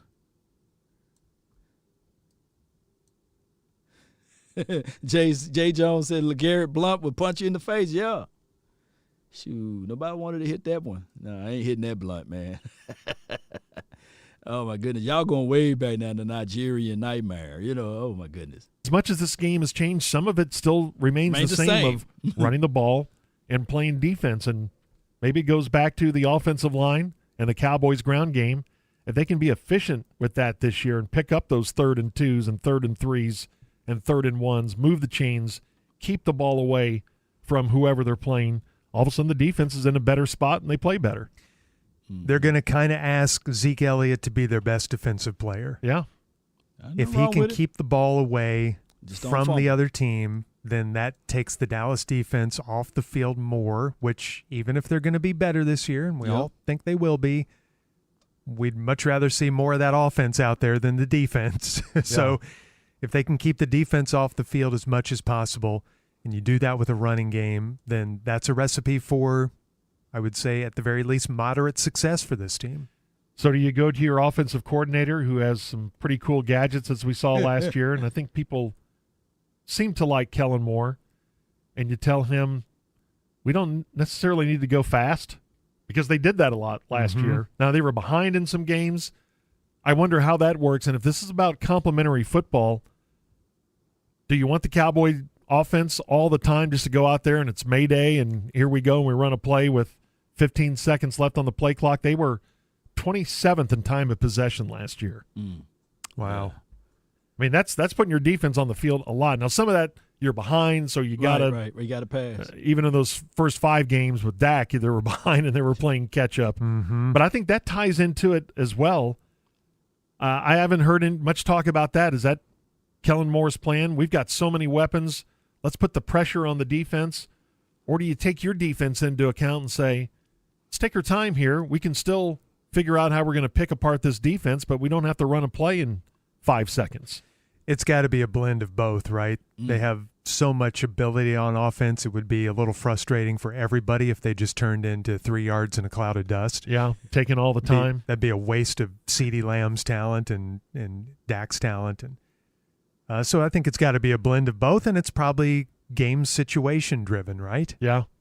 Your opponent, weather conditions, all of that's going to play into how it may change quarter by quarter. Man, that was a good episode by those guys, man, on 1310 The Ticket. A little rough in between, but that was remarkable, man. Shout out to those boys. Let me see if I can find a link so I can send it to you guys so y'all can listen to that without me pausing and stopping. Bear with me for a few more seconds here while I find that link. One thing that I have to pull out here, Cowboy Nation, is that, or point out basically, is that they are right on the money, because we can start looking back at all of the teams that previously won the Super Bowl. I think that a lot of times people get stuck and fixated on, like, hey, star running back. You need a star running back. No, you need a team that can really run and give you a good deed of averages versus just being the star running back. Not saying that we don't have that. I think we do. I think that Tony Pollard is a guy that can here it is right here. Y'all bear with me. Hold on. Let me give y'all this link right here. And copy link, because I always like to support people, man. Don't want to just take the content without supporting them. Here we go. So that's their content right there. It's in the chat now.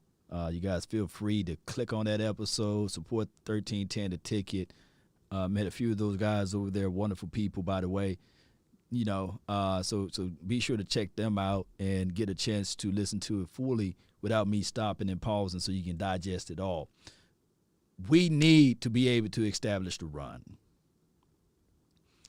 Any reservation that you guys have about Ezekiel Elliott and Tony Pollard, you pick those two boys up and you put them on the 49ers team, you won't have those reservations. Regardless of what year or what Ezekiel Elliott looked like, big Zeke or little Zeke, you won't have those reservations. The 49ers, all they did this offseason, look, that guy Sherman that they picked up, he's going to be a hell to deal with. And the way they run and the way they operate, and then don't let Trey Lance get his feet up under him in the National Football League. The 49ers are going to be back at the top 10 defense. And I hate to give praises to the 49ers, right? So my thing is, we got to be ready. We got to be prepared in the NFC to come out guns a-blazing and not look at, okay, just because you got a CeeDee Lamb and Amari Cooper and Gallup on the outside or inside, whatever it may be, you can't be so fixated on throwing the rock. The name of the game will still go back and revert to what it used to be. Running the rock. Playing some hard-nosed football. Will your defense travel? Yeah, defense supposed to travel. Can you play in the cold? Sometimes the elements will never be the same everywhere you go. Dragon says everything starts in the trenches. Yeah. Man, my goodness, man. MVP comment right here. Everything, not some things, everything is down in the trenches. At the end of the day, it's down in the trenches. That's why I got mad. I ain't gonna lie to y'all. I got mad when they was talking about, hey, we're gonna move this guy, hey, we're gonna move this guy there as it relates to the center play on the offensive side of the coin. Those are valuable reps for Tyler Biadasz. He don't need to be sitting out. He need to be on his butt out there on the field. Don't play around with this stuff. Game is won and lost down in the trenches. And all Vita Vea is rubbing his hand together like, yeah, Birdman rubbing his hands together. Saying they don't even know who their center is right now. Okay, they got it fixed now. Dang. I wanted them to have Connor Williams on that center spot so I can know for sure. I get into the mind of him. That's where the game is won and lost, down in the trenches. Yeah, we heard the storyline for those who just not tuning in. La'el Collins situation. We talked about that earlier today, about the Collins. I think I got a picture somewhere right here. Here we go. He left practice earlier today. Shout out to anybody who reported. I think I seen some people comment said that Mike Fisher reported. Shout out to him and his YouTube and Facebook account. Be sure to hit up Mike Fisher. But John Machota right here, he reported with the picture here of La'el Collins. Appeared to have neck and shoulder issues. I'm optimistic. He slept on the wrong sleep number settings, right? He slept on the couch last night as opposed to sleeping in his bed. Just much to do about nothing. He put a neck roll on. He'll be ready week 1. Because I would rather see him out there opposed to a Terrence Steele. We was opening up with this, and I said, would you rather have a 60 to 70% La'el Collins or 100% Terrence Steele? Y'all let me know in the comment box for those who just not tuning in. Yeah. Appreciate you, Tony. Appreciate you. Yeah, we signed a new kicker. I think his name is Liam or Liam or something like that. I don't know if he put it down here, but it's one of those situations whereas, let me see if he put it down here. I cannot pronounce this guy's name. He's a kicker. He haven't posted it. Yeah, but we signed a new kicker. And we haven't seen Greg the Leg all off season. We haven't. This has caused a pause for me. You know, I'm sitting there like, come on, man. Stop playing around with it. Stop getting cute with it. They better figure that part out. Games are won and lost by a point. Games are won and lost by a point. Games are won and lost by a point. I know that you guys need to understand that.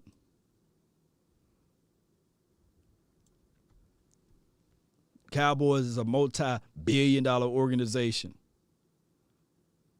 Last I checked, you don't need, dare I say, salary cap to pick up the phone and call a few players to come on down and do some kicks. Destroying. You call him, do something. Games are won and lost by 1 point.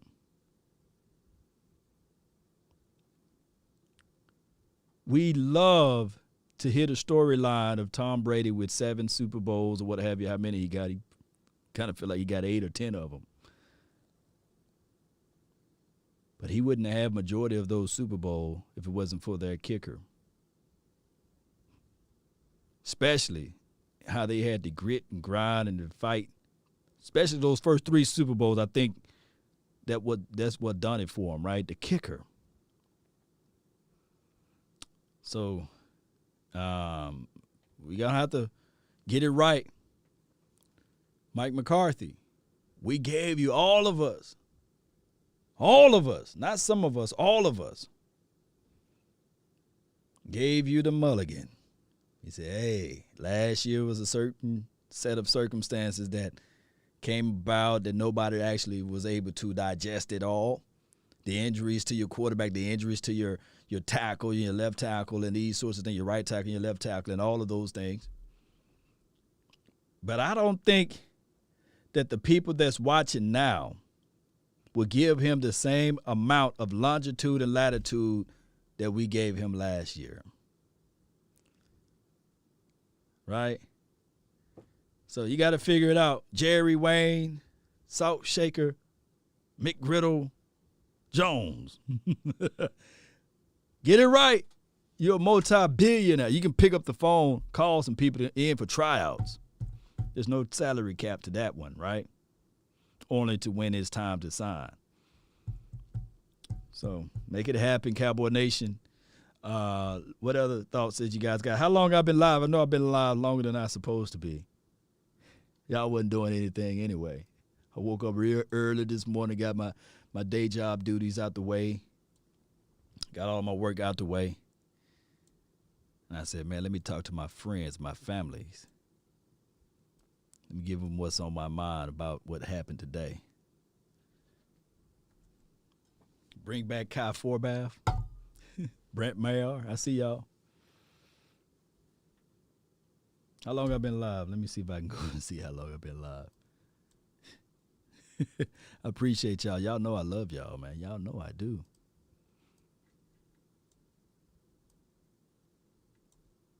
We're working on some good stuff, too. I got some exciting news that's around the way that's going to benefit us all. Yep.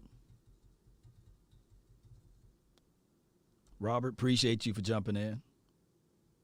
McComo is making the case to be a starting safety. I love it. Shout out to you, Thomas. 1 hour and 40 minutes, okay. 1 hour and 42. I think we can probably go 2 hours. Overtime for your mind. I think we can go 2 hours. How about that? I know I need to set up something. Bear with me right quick, Cowboy Nation. I think we can go 2 just for the strength. Hold on, I'm going to set it up right quick.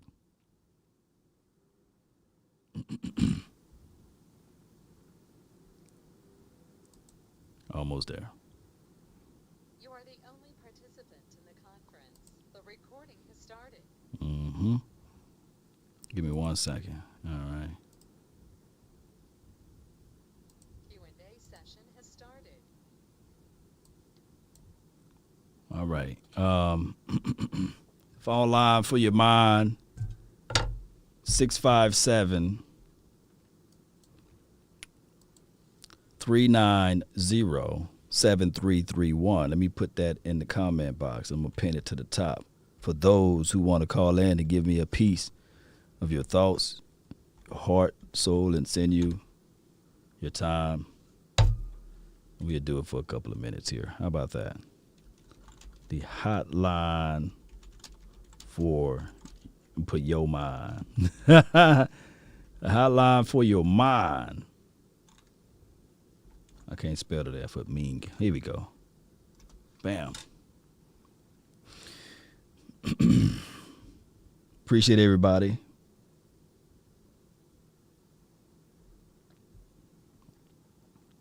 It's pinned to the top. That's the number if you want to call in.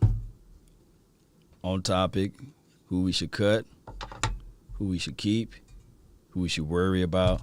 We can keep it short. Let's make it like, what, 2-minute sessions? No more than 4 or 5 minute call sessions. If you guys want to call in, 657-390-7391 is the contact number. And let me see if I can pin it somewhere on this screen. Really appreciate you guys for jumping in and being part of this episode. And bam, here we go. It's at the bottom of the screen there.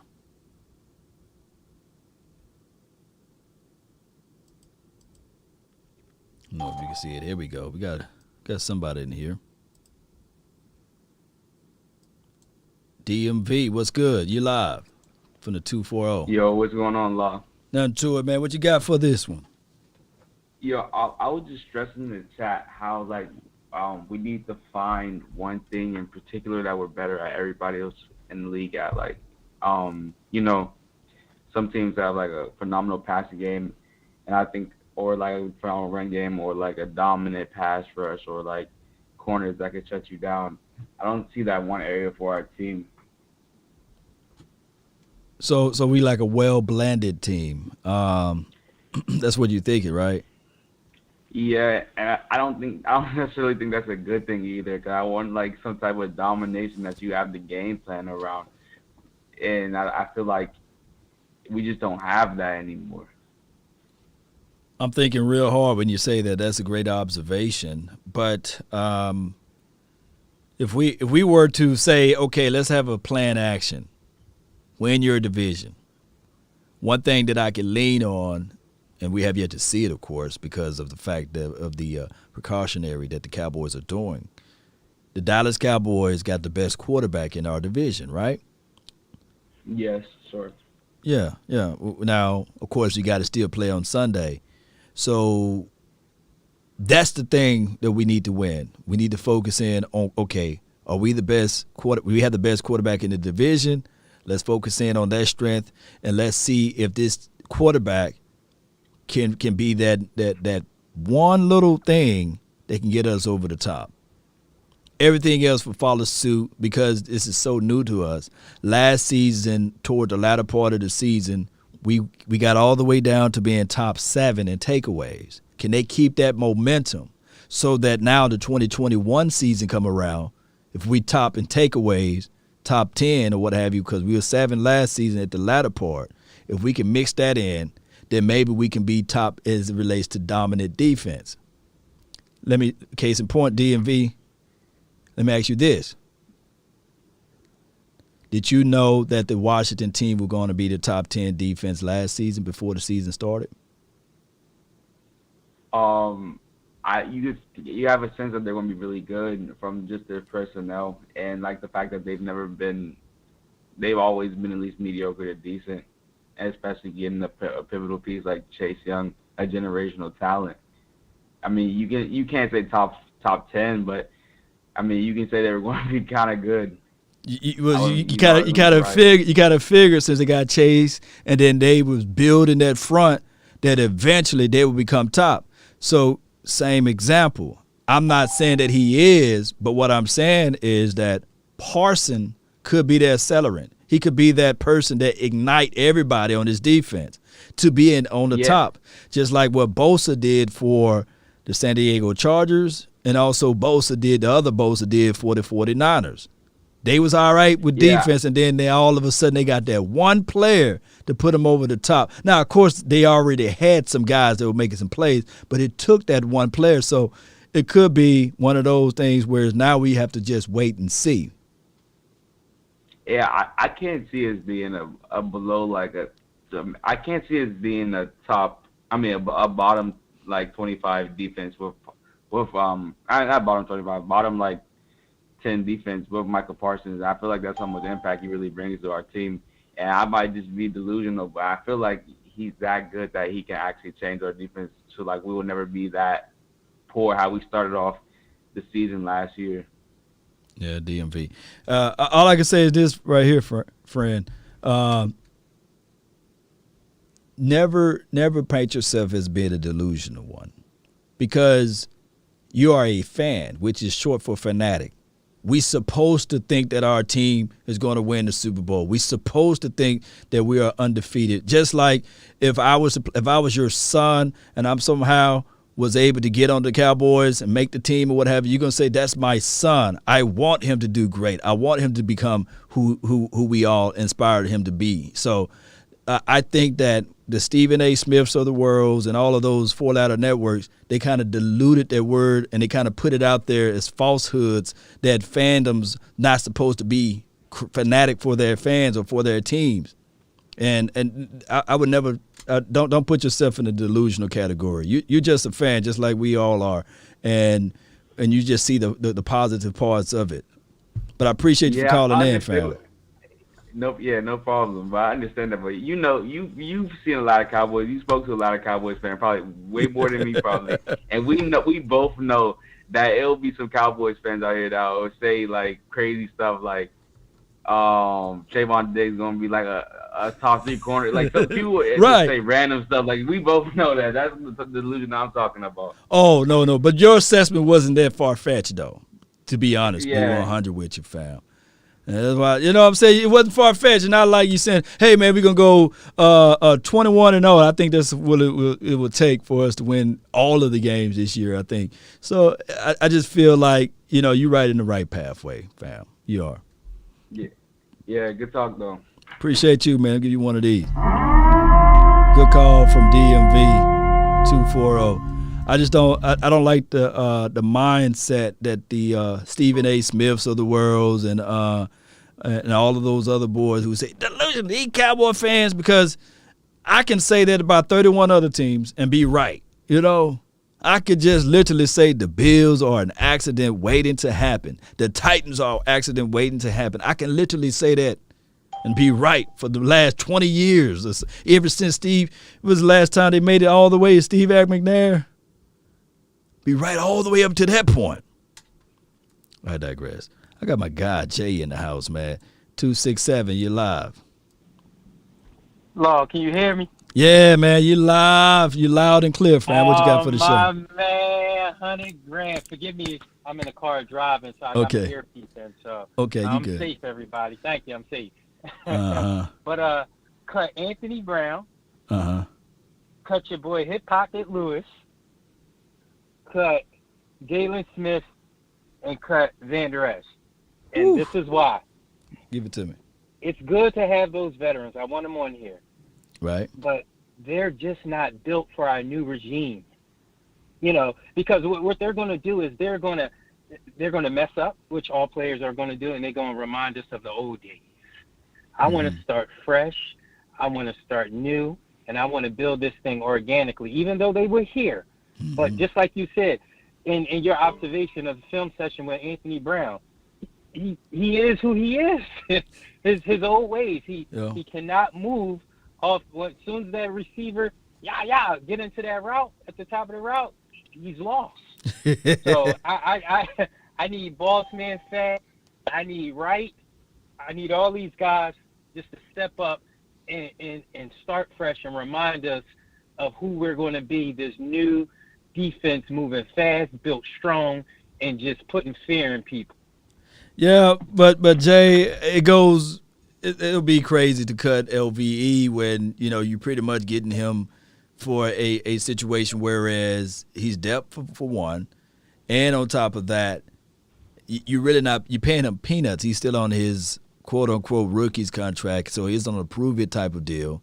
And I know it probably can take away valuable reps from him, valuable reps from the other guys that's trying to develop. But I'm in the nature of making sure that we have depth.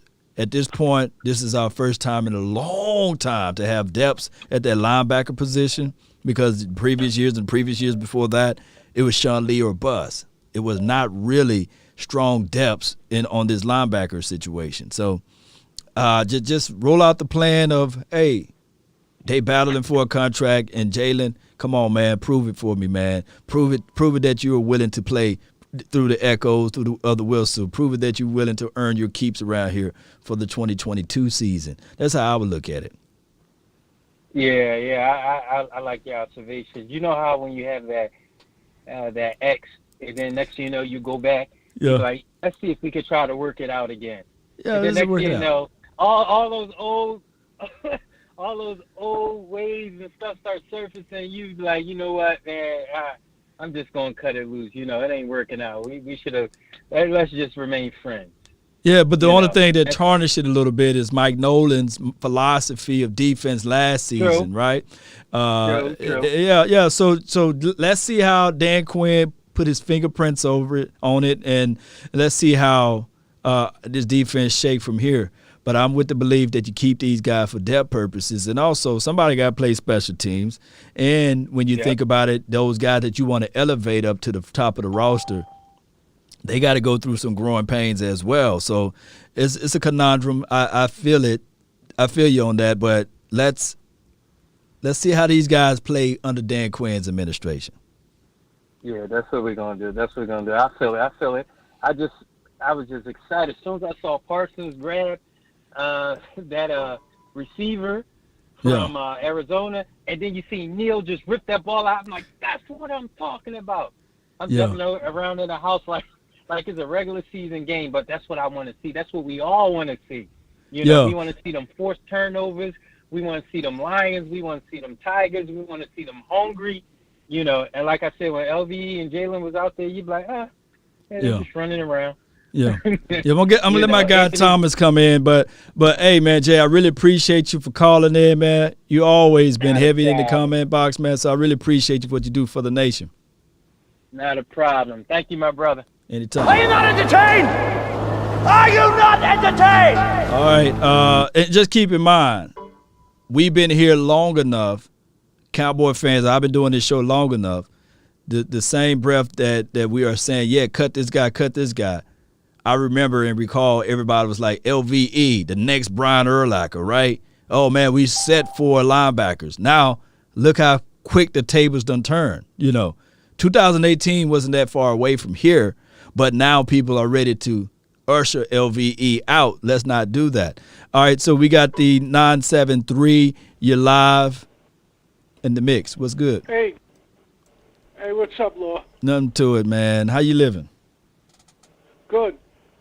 I got a different perspective than these other guys. I think our defense will be our success or failure this year. But I think Dan Quinn is going to be sneaky good. I've been watching the preseason players, and I noticed that he's experimenting, and people are too concerned with the win-loss column. I see McCrammel playing in the single high safety, and nobody get past this dude. He is saved already 4 touchdowns. And I saw Neal on a special play where he came on a blitz and actually caused a strip.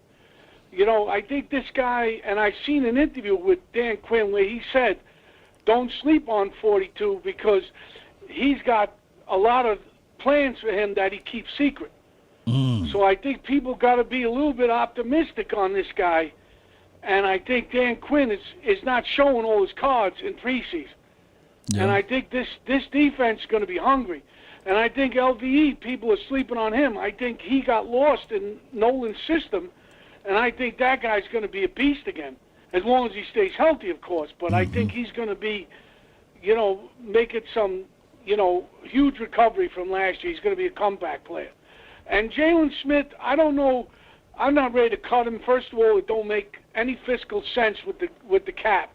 But I think Dan Quinn talked about him in what they call an elephant position, where he'd be a pass rushing linebacker, which he did at Notre Dame, so he could show his best skills, put him in a position on something he does well.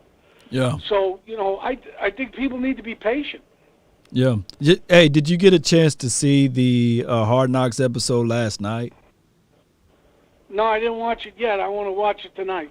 All right. So one of the things that they spotlighted was a guy that wears number 43. His name is Azur Kamara. Undersized guy. He's like 225 to 235 pounds, and he playing on the defensive line front. But his ability to capture the edge, he's not the greatest in technique, but he got quick feet, good spin, good speed. So what they're trying to do is they're going to have him as a pass rushing specialist only. Some people can look at his size and say, okay, why not put him at safety? Why not put him as an outside linebacker only? No. The coaches are trying to put him in the best situation possible to win. So the same thing is with Jalen. We all have that sour taste in our mouths from last season on Jalen. Dropping in coverage, trying to flip his hips to cover and trail and these sorts, which he just can't do naturally, just from the natural aspect of it. So, like you said, if Dan Quinn is being vanilla with everything and not showcasing us everything, that would be a plus. But I'm thinking that the best possibility for Jalen Smith is to utilize him just as you said, as a guy that can blitz and get to the quarterback. Absolutely. I think people got to be patient with this guy. I mean, and another thing is the defensive line. People are begging to pick up all these veterans. Anai and Armstrong been making plays and making a case to be on this roster and showing up big in games. So I'm not objecting to add a roster, veteran to the roster if necessary. But we got to get these young dogs some play, man. We do, man. Appreciate you. Thank you so much for calling in, Thomas. All right. Appreciate you. Have a great day, and totally enjoy the show, my man. Appreciate you. Good call from him.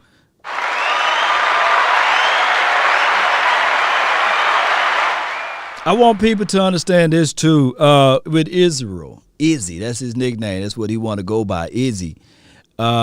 Keep this on your mind, that the best option for him is to try to soak in all what DeMonte KZ is presenting, as well as what also Malik Hooker is presenting. Naturally, you look at Izzy, you say cornerback.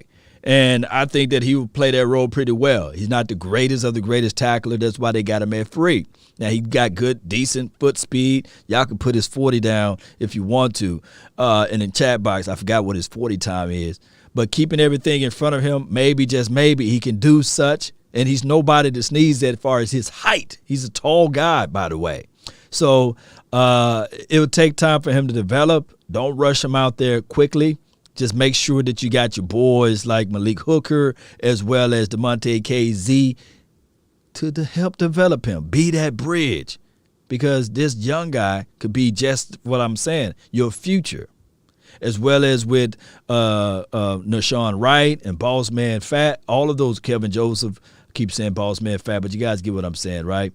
Those guys going to take time to develop, but it is what it is. I believe I have the 412. You live. What you got for the show? 412. You live from the PA. Hey. What's good? What's good? What you got for the show? Yeah, what's good with you? Man. EW from Pittsburgh. I just got a small little thing to bite on.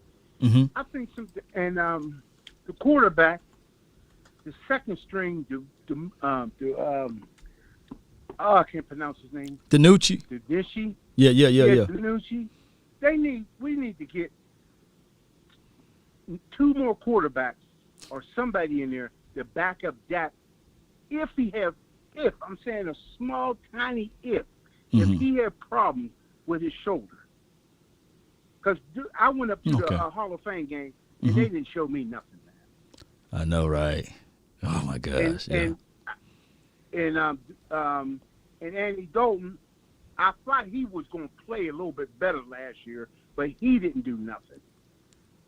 Yeah. The Cowboys notoriously been the team that really didn't value the backup quarterback. We had Stephen McGee on this roster for many of years. We got lucky with Tony Romo, right? If you go all the way back, we got lucky through the graces. Right. We had a guy named Clint Stoner that was ahead of Tony Romo, by the way. And we just got lucky to get Tony Romo.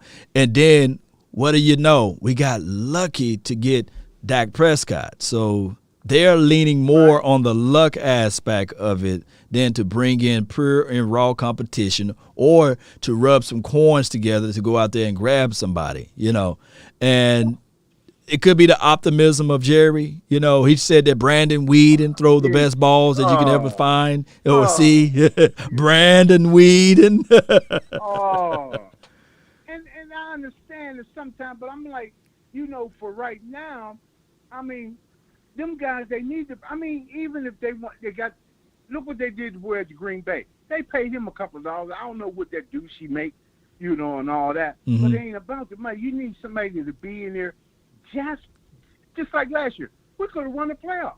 We could have gotten the playoffs if Andy Dalton and the other guy, douchey, would have played right. We'd had a good backup behind Dak. We would have at least gotten the playoffs. Yeah. I mean, we'd have figured it out, if you think about it, because we were still in playoff contentions at the latter part of the year, even though I believe we didn't belong in there. But, I'm still always with the believer of saying, okay, anything can shake. But, you're right. A backup quarterback is very, very, very, very, very, very, very much needed. Halfway decent backup. I mean, like I said, I went up through the game, man. Them guys, them two backups, they didn't show me nothing.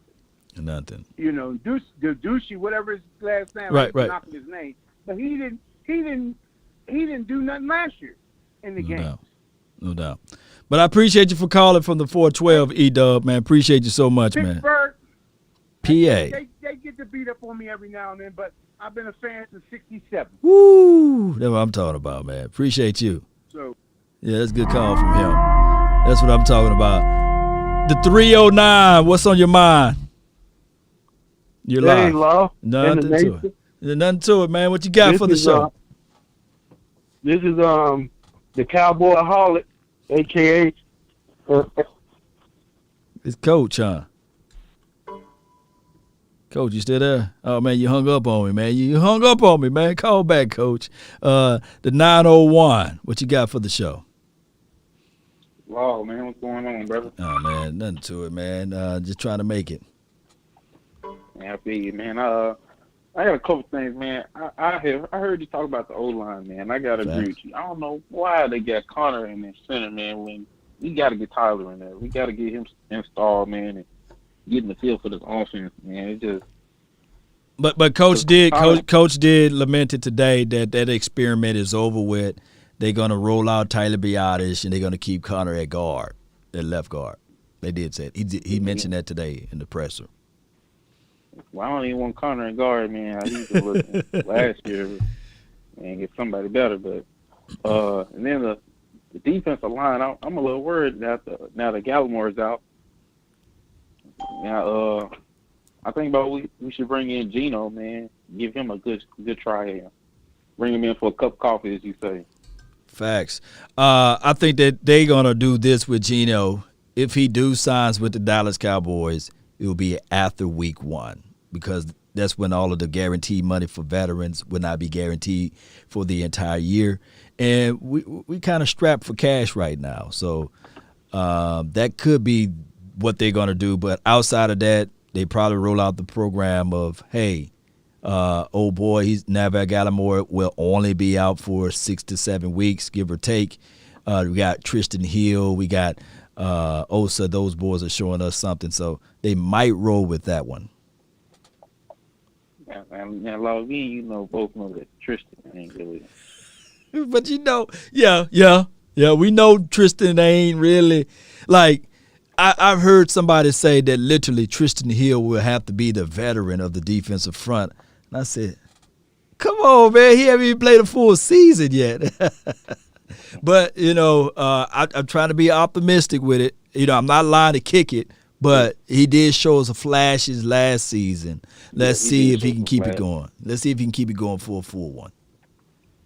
Now, I do like the Osa pick. I think Osa is going to be really good. But as far as Bohanna go, I haven't really seen a lot of Bohanna. I think if you would put Geno in there somewhere, I think he'll fit in perfectly with those young guys. Yeah. I mean, And Bo, he playing the 1, and the other guys are playing 3, and Geno plays 3. So, and they try to give Bohanna all of their work action last preseason game. He started in the first quarter all the way through the fourth, or played majority of those snaps. So, they working him. They're working that big boy, and they working my guy from Natchez, Mississippi, from my hometown, Justin Hamilton. They working those big boys inside. So, hopefully, man, they can just hold down the fort. That's all we hoping for.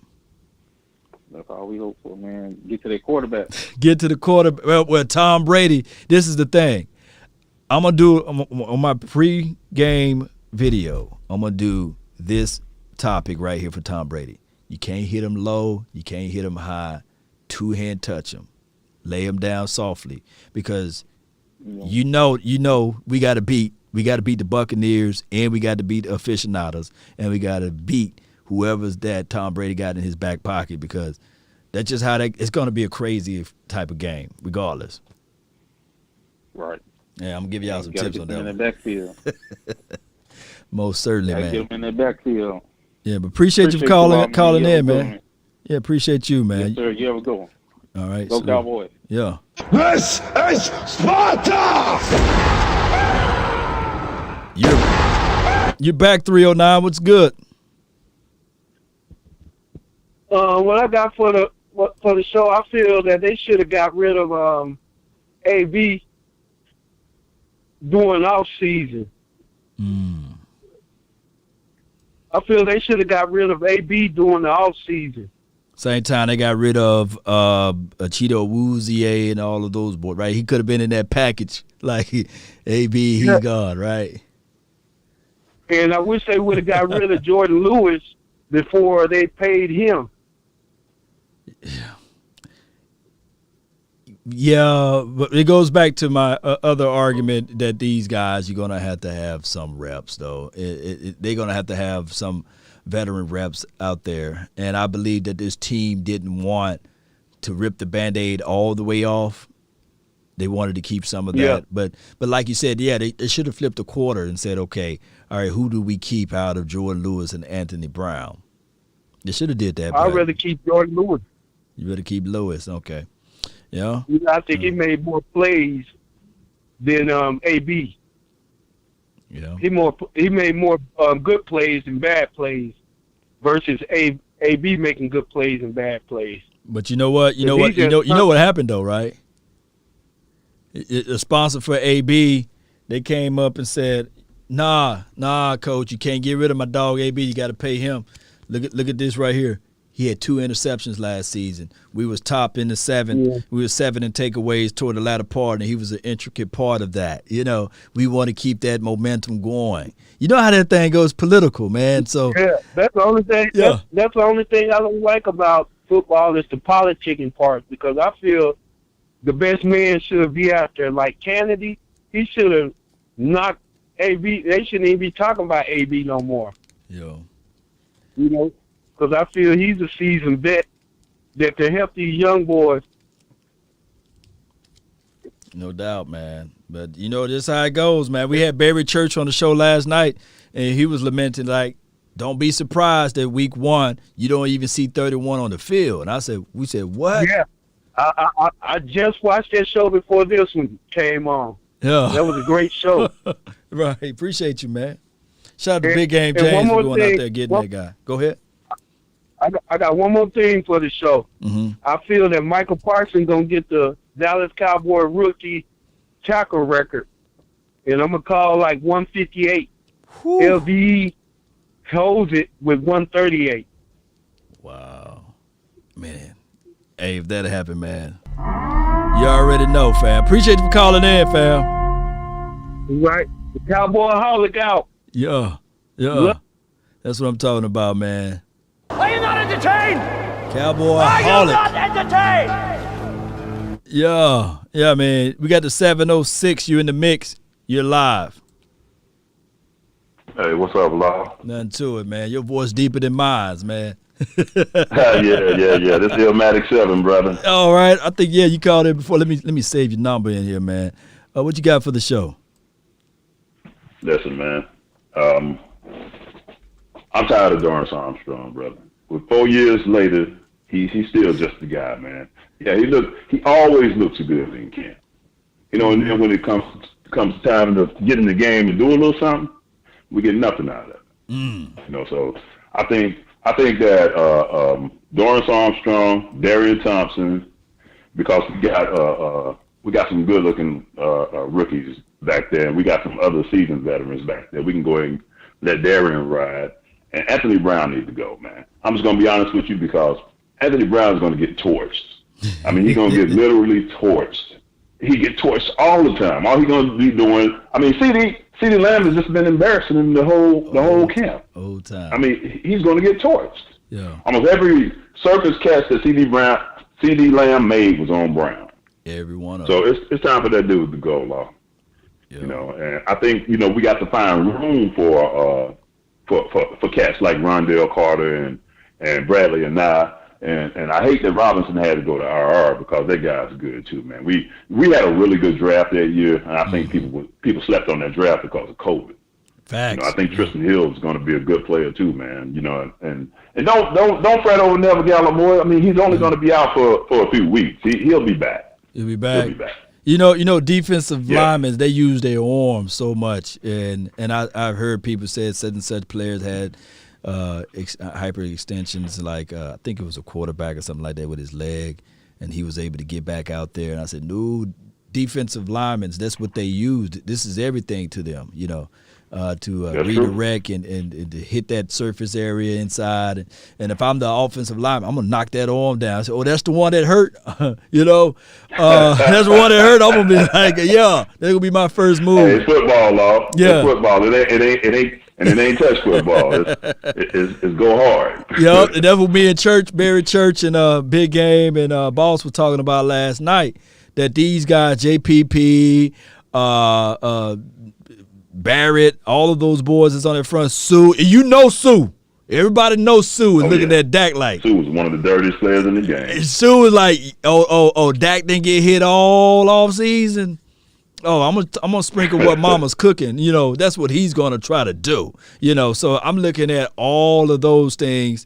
I think that number 4 will be okay, but I'm just thinking about the mindset from a defensive perspective. That hey, we ain't finna make it easy for you. We're gonna make it hard for you, and that is the mindset that the Buccaneers. And just look at the coach on the defensive side. He ain't nobody to sneeze at with the Todd Bowles, right? You right about that? Man, that brother, he ain't finna let these guys go. He's going to look at Dallas and saying, hey, y'all never called me for that head coaching position. Oh, I'm finna showcase to the world that what you guys are missing out on. Love. Yeah. But I appreciate you for calling in, by the way, fam. Hey, no problem. I appreciate it. Are you not entertained? Yeah. Are you not entertained? Illmatic 7, man. He need to start him a podcast for real. He got an amazing voice, man. Amazing personality. Yes. Miss Jackie says, yes, Todd Bowles, man. Oh, my goodness.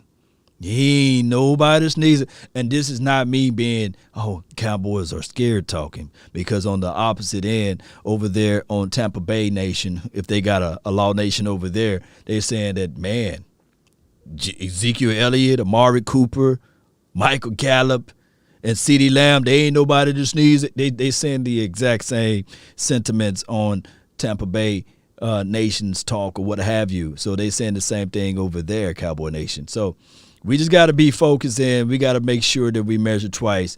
He did lament it by the fact that Dorrance Armstrong. I can't hate on Dorrance Armstrong now. I just got to. Not saying that I hate on him, but I just can't say anything negative about him because he's showing up, he's showing out, and I know this is just preseason. Hopefully some of that stuff can spill over for week 1, and he will be ready. Because one thing that I can tell you guys right now, that D-Law, by me not seeing him out there on the field at all, period, I'm sitting there like, come on, man. I don't want you to come out here to work yourself into football shape week 1 against those boys, you know, and especially hitting Tom Brady for the first time and probably don't have your mechanics right. That's all I'm saying. Hands to the helmet, not false start, encroachment, those type of things. You know, we don't want to see that from our defensive front. Those boys got to be locked in and focused.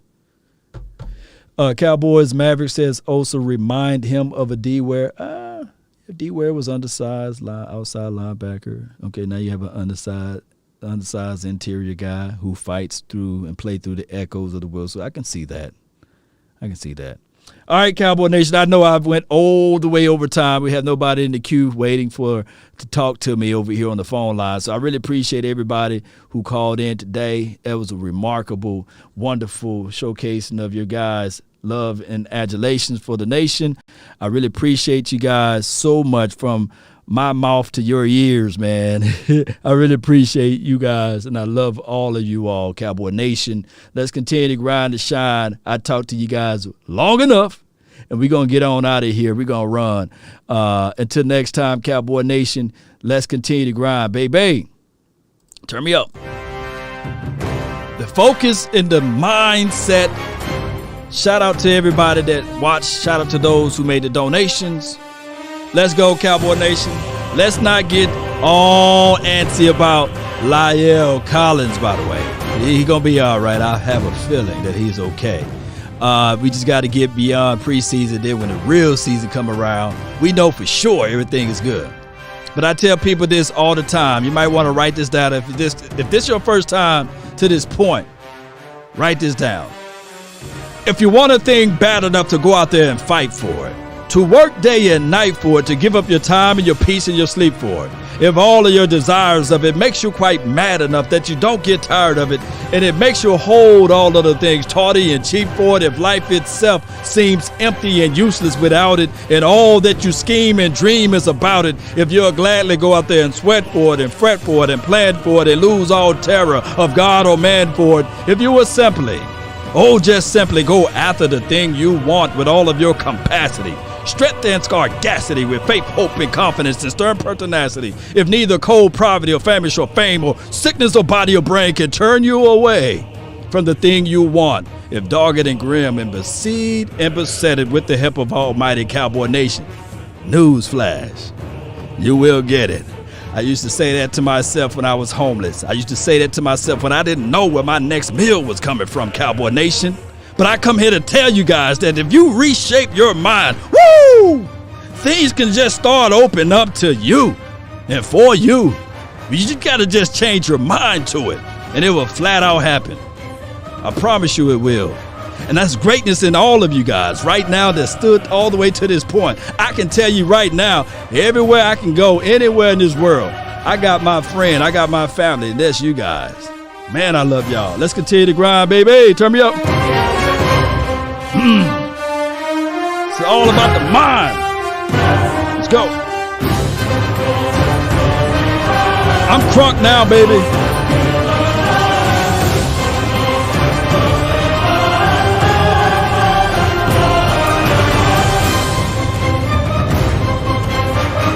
Yeah, that Les Brown, baby.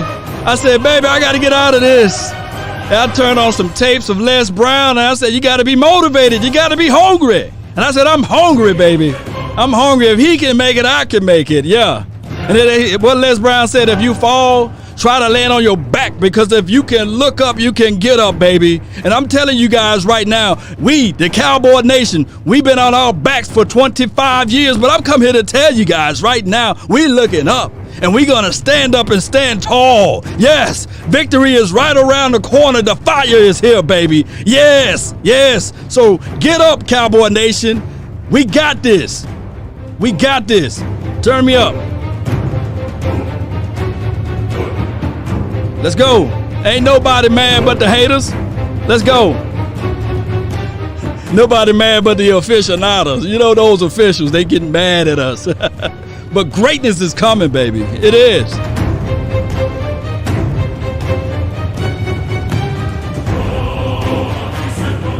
Let's go. This is Sparta! Are you not entertained? Are you not entertained? Are you not entertained? Let's go. I want me some royal. It's war time, baby. Let's go, baby. Now I gotta do these songs to calm myself down. If not, boy, y'all don't want to see me on game day, baby. Let's go. I play these songs just to calm myself down. Yeah. Let's go, baby. Let's go. But we tell them, y'all put down where y'all from. Or put down where you going. Nowadays, nothing really is ice. Only one of me and nobody's like me. Phone ringing and I tell him it's ice. I got budget on play she ice. Free photo. Please. Let's get this thing going, Baseway. The best way possible. Please, no photos. hit the door and the doorman just whole team here might need some. Waikiki, I see you. New deal to my lawyer though. If you're down in my management, I'm just warming up a way till I old producer saw the numbers one. Different colors in my baggy light. Chalk it up. Talk of the town when you're talking up. Wanna get you a ring, you tough enough. Wanna get you new things with your pockets dull. Run it up. I used to be quiet and hold your drinks up, baby. Now I move up and move humble cause the hate and the jealousy. My mama telling me count up your blessings and run it up. Stay safe. Nowadays, do your push-ups, Cowboy Nation. Come on. VA representing. Shout out to you. We the only ones that's out here that can represent from Miami Beach. From the VA, like Sheila Neal. And from the 305, we're keeping it live. Shout out to Austin, Texas, baby. Come on. 903, I see you. Let's go. Shout out to you, Eric. Shout out to you, QBO. Hey. I would never sell my only soul. Never. Your whole team was for sale. Not Put ours. this on the market for the low. Who the realest, we might never know. All this acting, you gon' play a role. 901 in the house, baby. Try you out and then they Where the 601s at, baby? Now you're looking the 214s. Where y'all at? Now you're all on live acting surprised, but you was fooled. Boy, get out the way, it's been 706 Illmatic. Start your podcast, brother. Nowadays, nothing really excites me. Only one of me and nobody. Shout out to Oak Cliff. And I tell him it's I ran up a check, I might do it again. Enemies close, have me thinking they're friends. 10 toes down, I'll be free until the end. Crib outside the city, I don't feel safe in my hands. Took so many years, I'm just waiting for the wins. I'm in debt to no one but the one who took my sins. I do it for real, it's no reason to pretend. If I do it once, I do it again. Yo. If you made it to this point and you have not subscribed to this station, I'm just doing me, everything is on me. Or you matter what? Add it up, bankroll, euro. If you made it to this point, if you have not shared this content, shout out to the 205, baby. Landlord from Alabama. Come on. Illinois in the house. Come on. Longview in the building. Appreciate you. That's Henry. Let's go. P. Prescott. Appreciate you. If you have not liked, shared, and also subscribe to this channel at this point, tell them, man. I think I fell in love with the bankroll. Pray up, get money, then we lay low. Come on. Then we lay low. Let's go. Represent the 228. Boy, we everywhere. Cowboy Nation, we everywhere, baby. Richmond, Texas, baby. Can't nobody do this. Can't nobody do this. Cowboy Nation all day. We growing, baby. Everybody else is still looking up. Especially out of the NFC East. Huh? Come on. Everything is on me, gon' back it up. Matter what? Told you I'ma do me. Why you hating on? We gonna chill out now. Appreciate y'all. Make sure if it's nighttime where you at, grab your glass of wine. Sit back and chill as the world spins. Let's go. Hey. Come on, baby. Shout out to you, Asmodeus.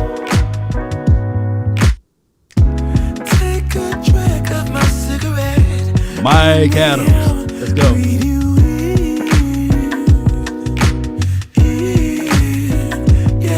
Yeah. Take a bite of my burger, babe. Save a last bite for you. For you. What we tell them? Don't let the street lights lead you all alone. This song is brought to you by Rebel Day. Pepper Crane. That's the name of the song. Paper Crane. There we go.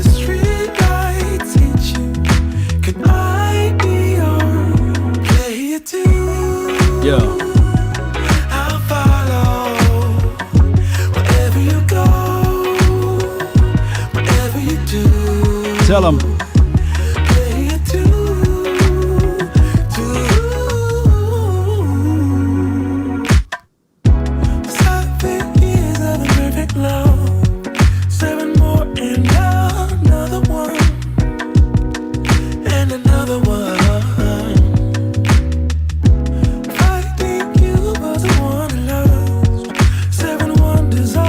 Here we go. Check them out. That's the song. Rebel Day.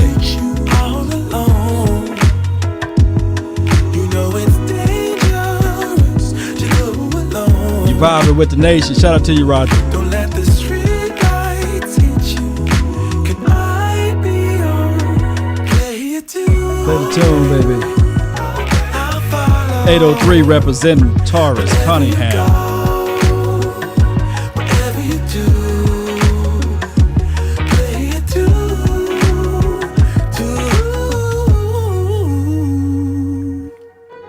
If a paper crane can fly. Shout out to Charlotte in the house. Shout out to you, Pete. So far, so far. Prescott. If a paper crane can fly. Elroy, appreciate you again. Doesn't feel that far. So far, so far. Say, Kaki 415 straight, baby. Straight, baby. Fly on. And remember, you're listening to nothing but the best. Let's go.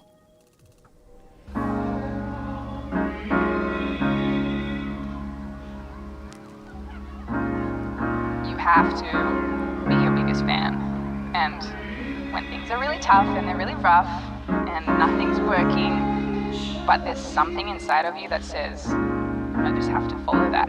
Because you don't know who you're going to meet, who you're going to meet, who you're going